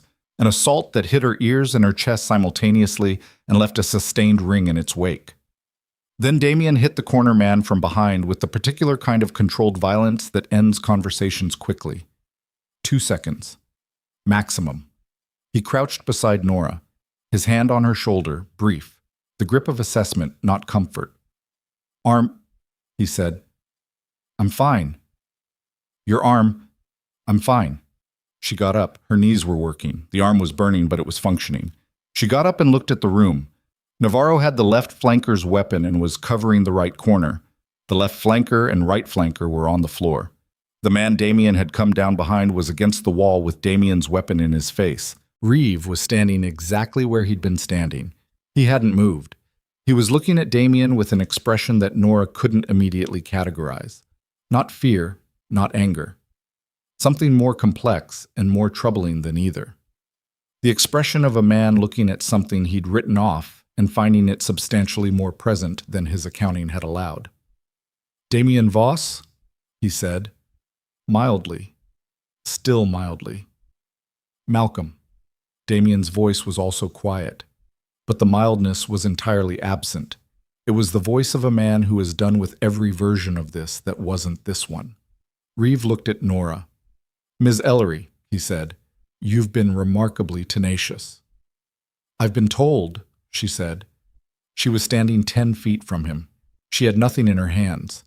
The drive was in her pocket. The copy, the real one, the 6 months she'd built in secret. The thing he didn't know existed because she hadn't known it mattered enough to tell anyone.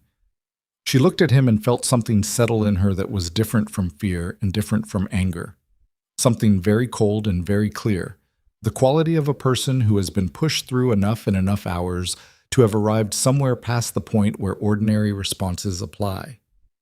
"You're recording this," Reeves said to Navarro. It wasn't a question. "Yes," Navarro said. "The cloud account is synced to a server in a jurisdiction you've never operated in." Navarro's voice was level. "You have people inside every federal agency I can name. You don't have people in the Eastern European Data Protection Network that account pings to." She paused. "I set that up in November. After our coffee, Detective Hargrove suggested I think about redundancy." Something moved in Reeves' face for the first time. A fault line. Thin, barely visible, but there. "Hargrove." Damien looked at Navarro. Navarro kept her eyes on Reeve. "She's been building her own partition," Navarro said. "For 2 years. You've been watching me. She's been watching you." A pause. "The difference is that what she has doesn't need to come from a storage unit on Keller Street. It was never in a place you knew to look." The stone walls held the silence.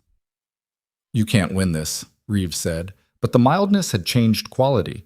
It was still controlled, but it was working harder than it had been. "I don't need to win it," Damien said. "I need to outlast your ability to suppress it. Those are different problems." He moved forward one step. "You faked my death. You took 14 months of my life in a facility that doesn't appear on any federal map. You killed Carver and Mon and Vance, and you moved against an attorney and a detective and a woman who was simply paying too much attention to the things you wanted ignored." Each sentence landed clean and separate. "And you did all of it because you convinced yourself that the necessity justified the method." Reeves said nothing. "I'm going to ask you one question," Damien said, "and I want you to think about it carefully, because it's the only version of the next few minutes that offers you anything." Reeve waited. "The roster," Damien said. "Your full contractor network, names, cells, operational territories, the complete financial architecture from the beginning." He paused. "You give that to me now, on the record, on Navarro's body cam, and what comes next for you is the law, which is worse than you deserve and better than what I would otherwise choose." The wind moved through the stone windows. The snow on the floor didn't move. Reeve looked at Damien for a long time. Then he smiled. It was a small smile, and it was worse than no smile at all, because it was the smile of a man who has one more thing and knows it. "You think the roster is the top of this," Reeves said quietly. "You've been building toward the roster like it's the ceiling." He tilted his head slightly. "Voss, the roster is a floor. The people above it don't appear in any document you've ever seen, in any facility you were ever held in any operational log that Carver could have accessed." He paused. "You've been building a case against a middle manager for 18 months. The stone room held this. Nora watched Damien's face. It didn't collapse. It didn't show the thing a lesser person's face would show. But she'd been watching it long enough now to read the subterranean register. The fractional compression around his eyes, the quality of stillness that meant something underneath the surface was being weighed and found different than expected. "Then give me the ceiling," Damien said. "I give you the ceiling, I'm dead before morning." Reeves' voice was still mild, still carrying that awful quality of a man who believes he is the calmest person in any room he enters. "The people above me don't make the same mistakes I've made. They don't leave things in storage units. They don't have contractors who develop inconvenient consciences." He looked at Damien with something that was almost honest. "They will end this entire situation, including everyone currently standing in this building, if I give you a path to them." "Then you're the ceiling," Navarro said. Reeve looked at her. "You're the highest point anyone can prove," she said, "which means you're what goes on the record. Today." She moved closer, the weapon steady. "Malcolm Reeve, you are under arrest for the murders of Carol Vance, Greta Moan, and the conspiracy to—" Reeve moved, not toward any of them, toward the east wall, and the movement was so sudden and so completely at odds with the quality of stillness he'd maintained that it registered for a fraction of a second as something wrong with Nora's perception rather than something happening in the room. He crossed 4 meters in a way that a man his age and build shouldn't have been able to cross 4 meters, and hit a section of scaffolding brace and went up it with the mechanical speed of someone who had planned this exact exit before he'd ever walked into the building. Damien was already moving. He cleared the floor in 3 strides and took the scaffolding 4 rungs at a time, and the metallic ring of both of them ascending the structure simultaneously filled the stone interior with a chaos of echoing sound. Navarro was at the base, covering the door. One of the men on the floor was starting to move, and she redirected her attention with the flat precision of someone who has exactly enough attention to distribute and is distributing it correctly. Nora ran, not toward the scaffoldings, toward the east wall gap she'd come through, the rough stone steps, because Reeve was heading for the window opening and the exterior, and if he got over the wall he had vehicles and she had nothing. She hit the exterior face of the wall and climbed faster than she'd climbed going in, the burned arm screaming its specific objection, the cold turning her fingers unreliable on the stone surface. She got to the top of the wall and looked over. Reeve was on the scaffolding exterior, 12 feet below her, descending. Damien was 4 feet above him, descending faster. Below them both, 60 meters across the clearing, 2 of the exterior men were running toward the structure, alerted by the noise, repositioning. Reeve hit the ground.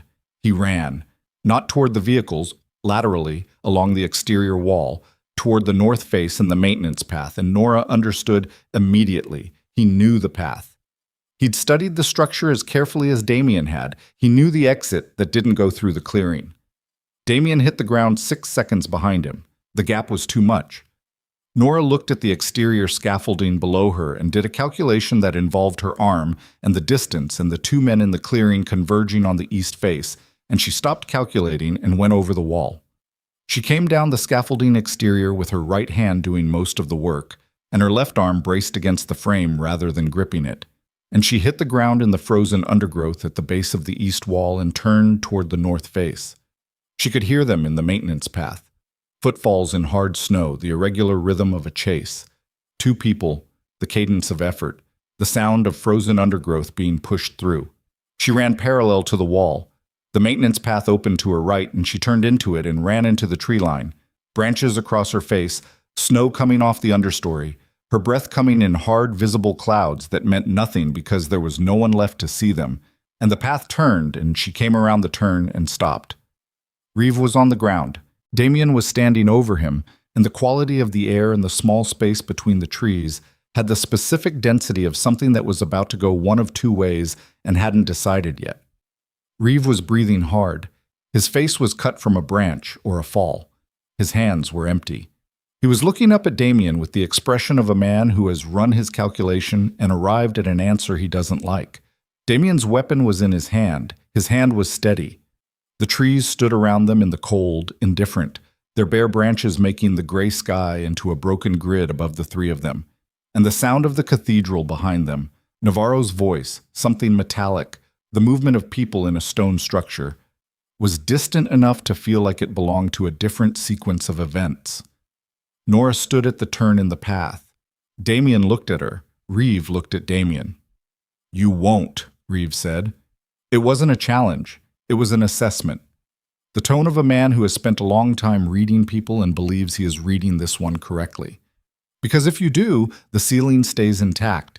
The people above me walk away clean. Everything you've built becomes the story of a dead criminal who came back and killed a federal officer.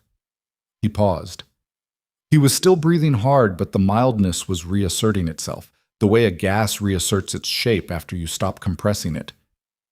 "You need me alive and talking." Damien's expression was very still. "Or," Reeve said, "you need me in a condition where talking is the only option left." He looked up at Damien with something that was almost terribly like the beginning of a negotiation. "I can give you the ceiling, Voss, not the names. I won't survive giving you the names, but the architecture, the financial structure, the mechanism." He paused. "I can give you enough that the people above me can't operate without being seen, which is almost as good as naming them." His eyes moved to Nora, then back to Damien. But not here. Not to a body cam. Through Hargrove. Directly. In a controlled environment where the documentation is built properly. And I have legal... No, Damien said. I need you to stop talking, Damien said, about what I need. The silence between them had the quality of weight. Nora looked at the weapon in Damien's hand, at the steadiness of it, at the specific quality of stillness in a man who is standing in a moment he has been moving toward for 18 months and has arrived at it and found it different than the shape he expected it to have. She said his name. Just his name. He looked at her. She held up the drive. He looked at it. The wind came through the tree line and knocked snow from the branches above them, and it fell across all three of them in a soft, cold cascade, indifferent and complete. And somewhere behind them in the stone structure that had been built to become something magnificent, and had instead become whatever this was, Navarro was on her radio, and the sound of it carried clearly through the winter air, and what Nora could make out, in the cold and the stillness after the snow had fallen and before anything else happened, was the word Hargrove. And then the word now. The word now finished its echo through the winter trees, and then everything happened at once. Hargrove's people came in from the northern approach, 4 vehicles moving fast along the county route, no sirens, the deliberate silence of an operation that wanted arrival rather than announcement. Nora heard the engines before she saw the headlights cutting through the tree line, and she understood in the same moment that Navarro had been holding the phone the entire time, that the call had been live since the body cam went on, that Elise Navarro had walked into that stone building already connected to the one person in the federal system who had been waiting 2 years for exactly this. Reeve heard the engines too. He turned his head toward the sound and something crossed his face. Not panic, but the very precise recalculation of a man who has just discovered that the geometry of the situation is different from what he'd been working with. The mildness fractured. Underneath it was something older and less composed, the face of a person confronting a specific type of ending they'd spent years engineering for other people. Damien lowered the weapon. He looked at Reeve on the ground with the expression of a man completing a long piece of work and finding that the completion feels nothing like he'd imagined it would. Not satisfaction, not relief, something emptier and more honest than either. "Get up," he said. Reeve got up. Slowly, with the careful movement of a man taking inventory of his own condition. His face was cut along the left cheekbone where a branch had caught him in the run, a thin line of dark blood on pale skin. He stood in the maintenance path with his hands at his sides and looked at Damien with the last remnant of the mildness, the professional composure of someone refusing to let the final image of themselves be undignified. "You understand this doesn't end it," Reeve said. "I know," Damien said. "The people above will be someone else's problem. Eventually." Damien's voice was flat and honest. "You're mine." Nora stepped back as the first of Hargrove's people came through the tree line. 2 agents, weapons drawn, moving with the practiced efficiency of people executing a plan they'd been briefed on thoroughly. They took Reeve by both arms, and he went with them without resistance. The final composure of a man who understood that resistance was a form of information he was no longer willing to give. She watched them take him back through the trees toward the clearing. She looked at Damien. He was standing in the maintenance path with his weapon holstered and his hands at his sides, watching Reeve disappear through the undergrowth. The cold was absolute around them. Her left arm was a continuous low fire of pain. Her feet were wet from the snow. The adrenaline that had been running her for the past 3 hours was beginning to metabolize into something that felt like the structural equivalent of a building after the load-bearing event. Still standing, but aware now of everything it had absorbed. She became aware that she was shaking, not visibly. Inside, the kind of tremor that lives below the surface and announces itself to the person experiencing it and no one else. She breathed. Damien turned. He looked at her with the full attention he'd been giving to threat assessment for the past 12 hours, redirected now toward her specifically, and it was a different quality of attention. Less cataloging, more present. He didn't say anything for a moment, then, "Your arm. It's manageable.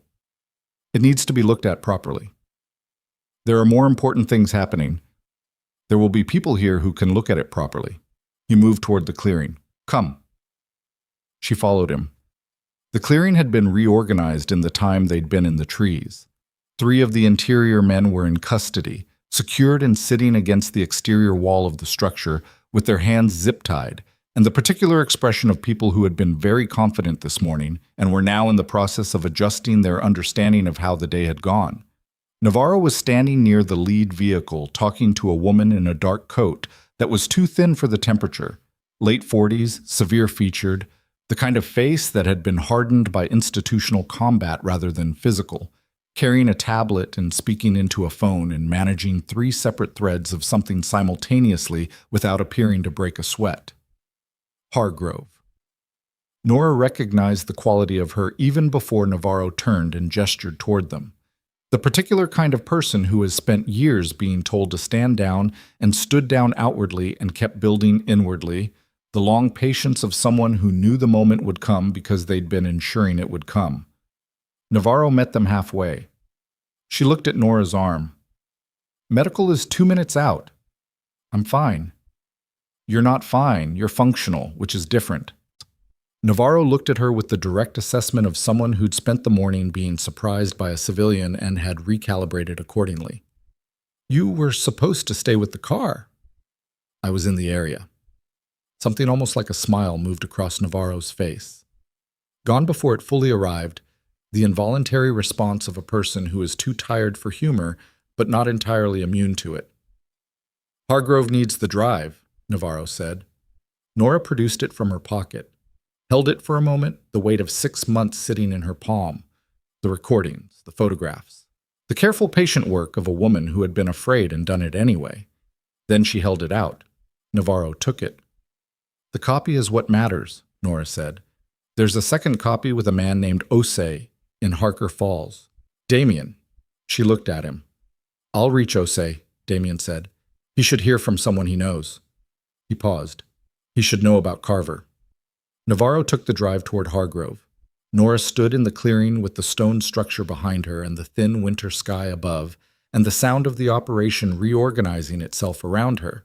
Vehicles, voices, the compressed professional activity of people executing a process, and felt the specific sensation of a moment that has been running at full speed arriving at the point where it slows.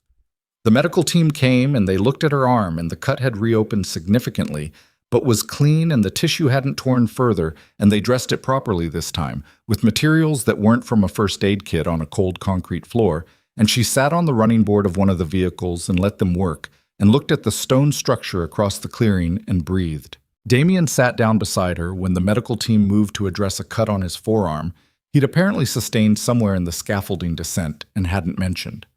She looked at the cut. That needs stitches. Probably. You didn't say anything. There were other priorities. She looked at him. He was looking at the structure, at the empty window openings, the open sky above the roofless walls, the rust-colored scaffolding against the gray stone. Looking at it the way you look at a place after something significant has happened in it, trying to reconcile the space with the event, finding that they don't quite resolve into each other cleanly. It's over, she said. Not a question. Testing how the words felt. This part of it, he said. Reeve. We'll give Hargrove what she needs to dismantle the operational network, not the ceiling. He was telling the truth about that, or the version of the truth he believes, but enough to make Section 9 non-functional. He paused. The people above him are a different problem, a longer one. But not yours. He was quiet for a moment. Not today. The medical team finished with his arm, and he watched them tape it with the same remote attention he gave to most things that were happening to his body rather than by it. Carver, Nora said. Damien didn't answer immediately. He had a daughter in Portland, she said. Yes. She should know what he did. Yes. A pause. I'll find a way to reach her, not directly. Through someone she can trust. He looked at his arm. Carver made 3 decisions in his life that most people wouldn't have made. The first was to help me out of the facility. The second was to spend 4 months extracting operational logs under a level of surveillance that would have paralyzed most people. The third was to find Moan and start the legal process. He was quiet for a moment.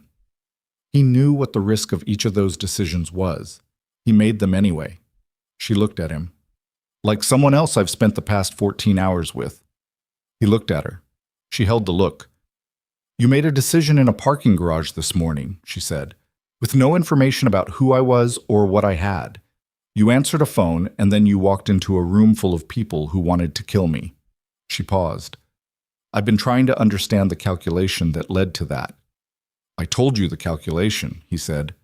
Your recordings. I know what you told me, she said. I'm asking about the part you didn't tell me. The clearing moved around them. An agent crossed in front of them carrying a box of documentation. One of the secured men said something and nobody responded. Damien looked at the structure. A year ago, he said, in the facility, there was a period of about 3 months where I stopped building, stopped documenting. I had the materials, I had the time, I had everything I needed to keep constructing the case. He paused. The pauses with him were never empty. They were the sound of a man being precise about something he doesn't say inexactly. I stopped because I couldn't find a reason that was larger than the process. The building toward something had started to feel identical to the thing it was meant to oppose. Systematic, cold, oriented toward outcome rather than toward anything human. She waited. Then Carver gave me the window, he said, and I came to Meridian. And I spent 8 months watching a city that had moved on from me as though I'd never existed. Watching the structures that had used me continue operating. Watching the people I'd worked for and against and alongside living in the ordinary continuity of their lives. He stopped, and I started to think that the case I was building was the only thing I was anymore, that there was no version of completing it that left anything on the other side. He looked at her, direct, the way he looked at things when he decided they deserved the full attention. When you called, he said, you were terrified, and you called a deadline, and you expected nothing to answer. And something in that, the specific quality of someone reaching into the dark because reaching is all that's left. I answered it before I decided to answer it. He paused. I can't give you a calculation for that. She held his gaze. You're a very difficult person to know, she said. I've been told. I don't mean it as a criticism. I know. Navarro came back across the clearing. She moved like a woman who had been carrying something heavy for a long time and had just set it down and was recalibrating to the new weight of herself. She sat on the running board on the other side of Nora and looked at the structure and said nothing for a while. Then, Hargrove is satisfied. With the drive, Nora said. With everything. The body cam footage, the drive, the documentation I pulled from my corkboard. She paused. She said she has enough to open a federal case that can't be buried because it'll be in 3 jurisdictions simultaneously within 24 hours. A pause. She also said something else. Nora looked at her. She said Camden Thorne was picked up at his property at 7 this morning. Separate operation, Meridian PD, moving on the original corruption investigation. The one that's been building through normal channels independently of any of this. Navarro's voice was careful.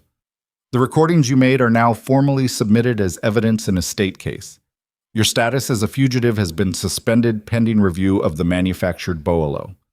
She paused once more. The Vance murder. Hargrove's people have Reeves' communications from last night. It's his operation, full stop. Your name is going to be cleared. Nora absorbed this. She'd been expecting to feel something large when this moment arrived. Some release, some structural shift, the sensation of a weight physically departing. What she actually felt was smaller and more specific. The unwinding of something that had been wound very tight for a very long time.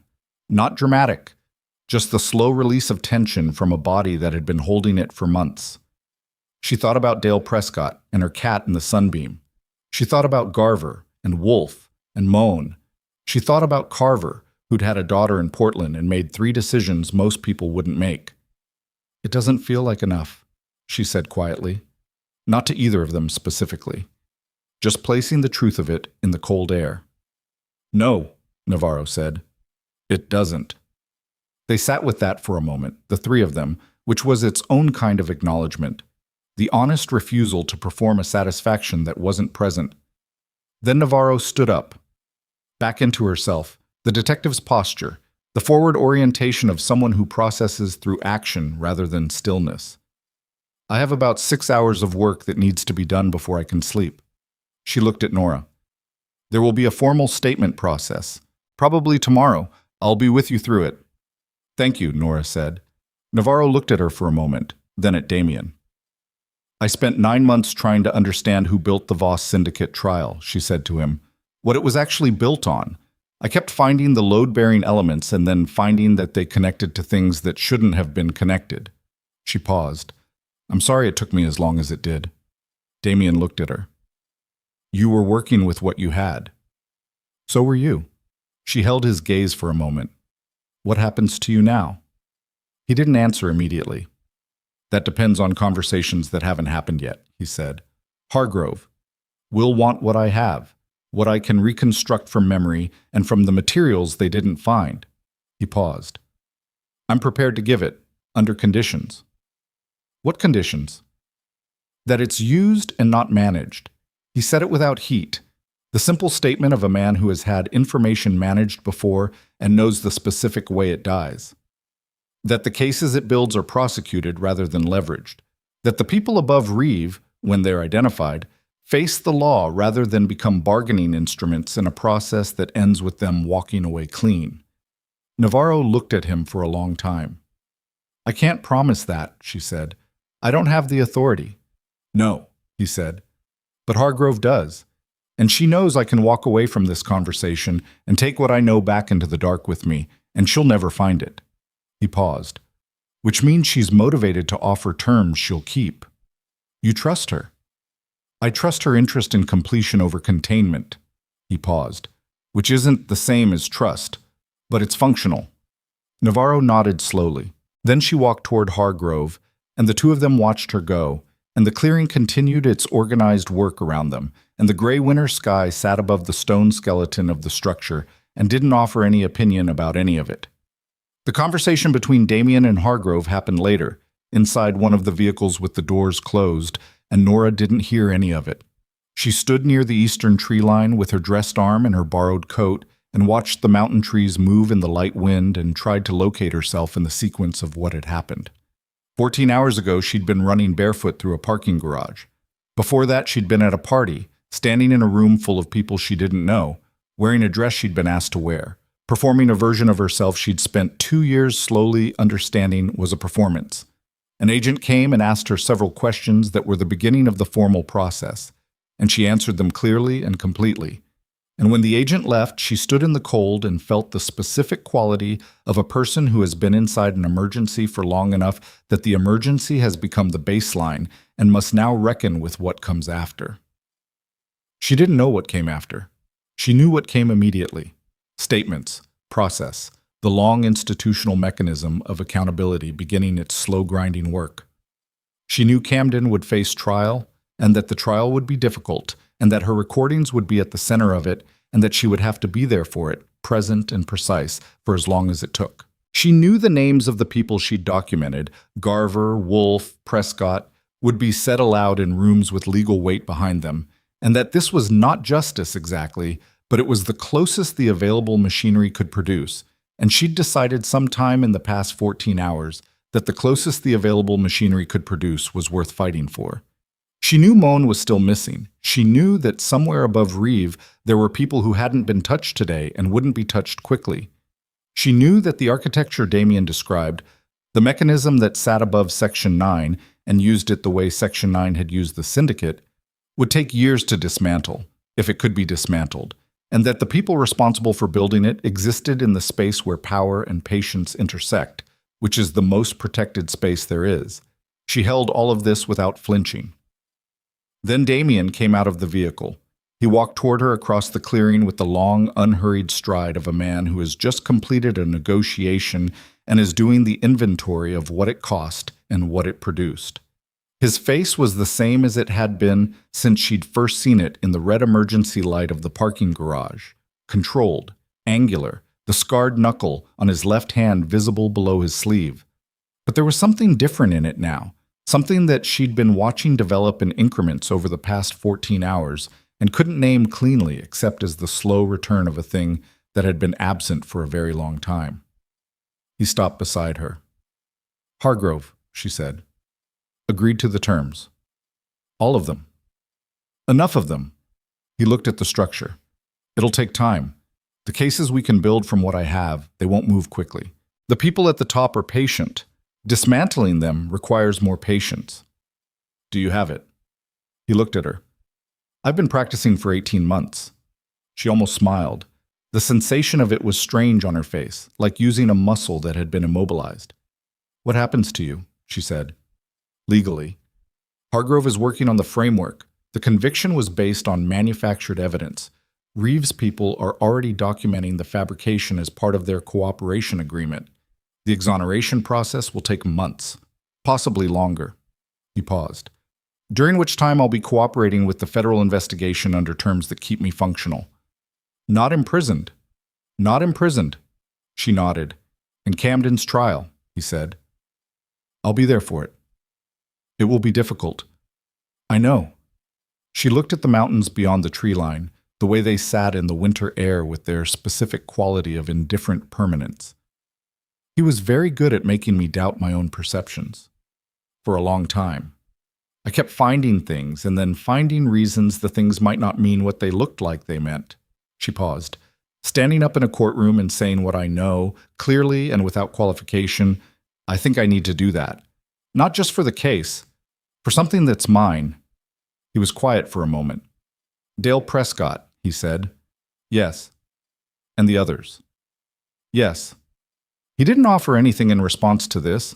No comfort, no reframing, no version of the thing people say when they want the weight of reality to feel lighter than it is. He just stood beside her in the cold and let the truth of it be the size it was, which was the right thing to do, and she recognized it as such. They stayed in the clearing until the operation had processed to the point where Nora was released into Navarro's custody for transit back to the city. Hargrove's people needed the structure for the next several hours. Evidence collection, documentation, the specific institutional work of turning a morning's events into a legal architecture that could survive scrutiny. Before she got into the vehicle, Nora turned. Damien was standing near the eastern tree line, speaking to one of Hargrove's agents, quietly, with the focused attention of someone transferring something important and wanting it received correctly.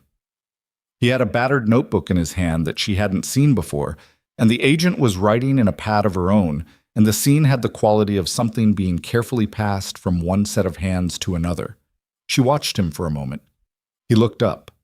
Across the clearing, through the cold morning air, they held each other's gaze for a count of 3. She got in the car. Navarro drove them back down the county route toward the highway and the city, and they didn't speak much for the first 20 minutes, which was its own kind of conversation. The comfortable silence of two people who have been through the same significant thing and don't need to perform a response to it. Eventually, Navarro said, "What are you going to do?" Nora looked at the highway. Today? After. She thought about it honestly. I don't know yet. My apartment, Camden's building, his lease, all of it. I need to disentangle myself from the entire material structure of the past 2 years. She paused. My work. The Planning Commission knew I was engaged to Camden. They're going to have questions about what I knew and when. Your cooperation with the investigation will be documented.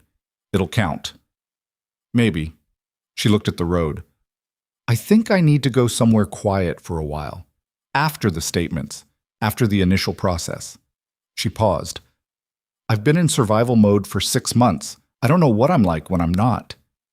You're probably like this, Navarro said. Nora looked at her. Navarro kept her eyes on the road, but the corner of her mouth moved slightly. Paying attention, making connections, doing the work when no one told you to and no one was watching. She paused. That's not survival mode, that's just who you are. Nora looked back at the highway. She held this for a moment and found that she didn't want to deflect it or argue with it. She took it in and let it sit, and it felt, in a quiet way, like something she'd needed to hear from outside herself to believe. The city appeared ahead of them on the flat horizon, the winter skyline of Meridian doing what it always did. Sitting there in its complicated density, holding everything it held without apology or explanation, the place where all of this had started and would continue and would slowly, incrementally, be accounted for. Nora looked at it. She'd been afraid of this city for 6 months, afraid of what it contained, of who it protected, of the specific way its structures could be used to disappear people who'd seen too much. Some of that fear was still present. She was honest enough not to pretend the past 14 hours had resolved it entirely. But it had changed shape. It sat differently now in her chest, less like something paralyzing and more like something useful. The specific alertness of a person who has learned what the city is capable of and has decided to stay informed. The weeks that followed were long and institutional and sometimes almost unbearable. The statements took 3 days. Formal, recorded, transcribed, reviewed, challenged at specific points by lawyers whose job was to challenge, and each challenge met by Nora with the patient precision of a woman who had spent 6 months being meticulous specifically against the eventuality of being challenged. Camden's attorneys were aggressive in the early sessions, and less so as the recordings were played and the photographs were admitted, and the Harlow ownership documentation was submitted, and the legal architecture of what he'd done became visible in the plain light of a formal proceeding. Camden himself she saw twice during the process. Once through a glass partition in a courthouse hallway, being moved with his attorneys, his face carrying the qualities she'd spent 2 years learning to read: the controlled surface, the flat administrative certainty. The certainty had a crack in it now, visible from 30 feet away to someone who knew exactly where to look. The second time was across a formal room during an evidentiary hearing, and he looked at her with a quality she hadn't seen before and couldn't entirely name. And she held his gaze for 3 seconds and then looked away, not because she couldn't hold it, but because he wasn't owed any more of her attention than what the process required. She gave the process what it required. Every time. Completely. Navarro was there for each session, as promised, not always speaking but present. The specific presence of someone who has decided that witness is a form of support and is offering it consciously. The exoneration process for Damien moved more slowly, as he'd said it would. The legal deconstruction of a manufactured conviction required the kind of institutional patience that existed in direct opposition to the pace of everything Nora had experienced in the past weeks.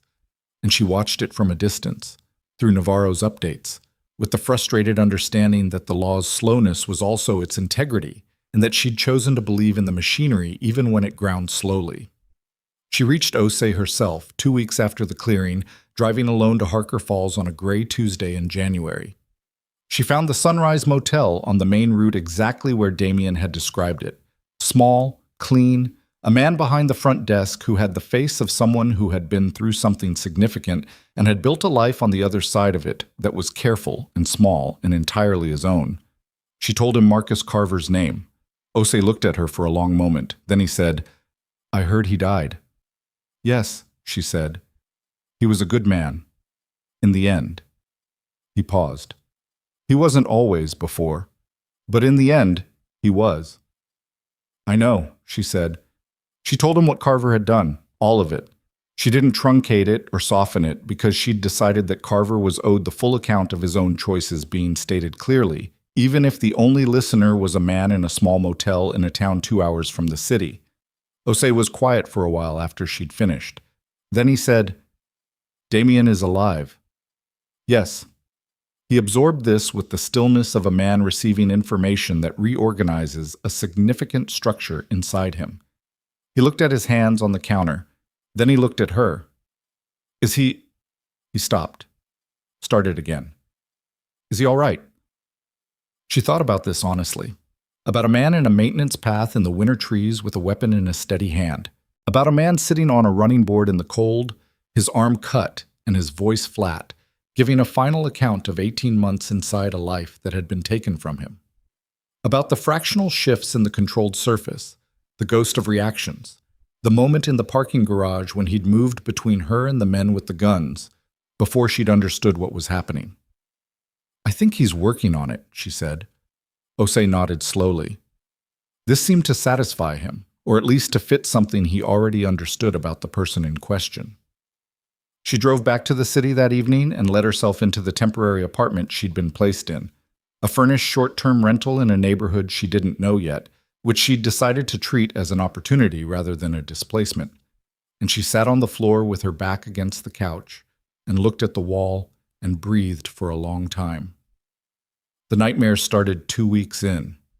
She'd been expecting them earlier, had been waiting for them during the first days, and been quietly unnerved by their absence, as though her sleeping mind was still in the same crisis mode that her waking one had been and hadn't registered the shift. They arrived instead in the 3rd week, reliably, between 2 and 4 in the morning. Camden's voice, mostly, saying things he'd actually said and things her mind invented from the material of what he was. The parking garage, the red light, the specific sensation of running barefoot on cold concrete while something in her chest said, "This is real, this is actually happening." She didn't call anyone during these nights. She got up and made coffee and sat at the window and looked at the city and let the nightmares be the size they were without trying to compress them smaller than they needed to be to process. It was its own kind of discipline, she found, different from the discipline of the 6 months before. Less strategic, more direct. The work of letting the thing that happened to you be acknowledged by the part of yourself that you'd been running too fast to consult.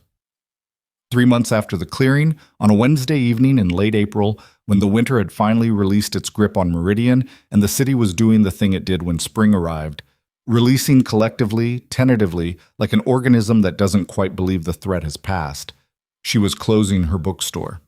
She'd opened it 6 weeks earlier. It was a small place, second-hand primarily, with a narrow front room and a back room that was still being organized, on a side street in a neighborhood that was the kind of neighborhood that would support a small bookstore, because the people in it were the kind of people who believed in small bookstores on principle and also liked having somewhere to go on Saturday afternoons. She'd started it the way she'd started the documentation 6 months before the clearing, carefully, without announcing it to anyone, building something that was entirely hers in a form that she controlled. She was locking the front door when she looked down and saw the envelope on the floor just inside the threshold. The small gap at the base of the old door, wide enough for something thin to be pushed through. Inside the envelope was a Metro token. Meridian City Transit, old enough that the surface finish had worn smooth in the middle where a thumb would hold it. And a card, small, the kind that comes with flowers except without the flowers. 4 lines, handwritten. The handwriting small and precise and completely legible. You gave a dead man one last reason to fight. The cases will take years. The ceiling will be someone's problem eventually. I'm told Osei says hello. She read it twice. She held the token in her palm and felt the weight of it. Almost nothing. The weight of a small metal disc worn smooth by years of passing between hands, and looked up through the glass of the door at the street outside. April evening. The last light going amber on the buildings across the way. People moving on the sidewalk in the unhurried way of a city that has decided, collectively, to enjoy a mild evening. A couple with a dog. A man on a bicycle. 2 women talking outside the coffee place next door with the quality of people who have more to say than the temperature will allow. And at the far end of the block, where the street bent away from her sight line into the next intersection, a figure in a dark coat moving with a familiar quality of deliberate unhurry. The gait of a man who has learned to move through cities as though he belongs to them without belonging to them, who has made a kind of peace with the condition of being present and unanchored simultaneously. She was at the door and had her hand on the lock before she'd made the decision to move. She came out onto the sidewalk. The block was between her and the corner, not far. 40 feet, maybe 50. She opened her mouth. The figure turned the corner. She walked to the corner quickly, not running, the Metro token in her fist, and she turned onto the next street and looked down its length in the amber evening light. And she looked at every figure moving in both directions, and she looked until the people thinned out toward the far intersection, and the last of the light lay flat and golden on the pavement. He was gone. She stood on the corner for a moment. The city moved around her, doing what it always did, holding everything it held, offering nothing it wasn't asked for, keeping its secrets and its histories inside its stone and glass and brick, the way cities always do, patient and indifferent, and somehow, despite everything, still legible to the people who'd learned to read it. She looked down at the token in her palm. Then she put it in her pocket. She walked back to the bookstore, unlocked the door, went inside, and finished closing up. She turned off the lights in the back room and the front room. She locked the register. She stood for a moment in the dark of her own small place and breathed the smell of old paper and the particular quiet of a room full of other people's stories. She turned off the last light. She locked the door behind her. She walked home through the spring evening with her hands in her pockets and the token against her palm, and the city doing what the city did around her, and she didn't look back. She'd learned in the past 4 months that looking back was a way of standing still. She had too much ahead to afford it.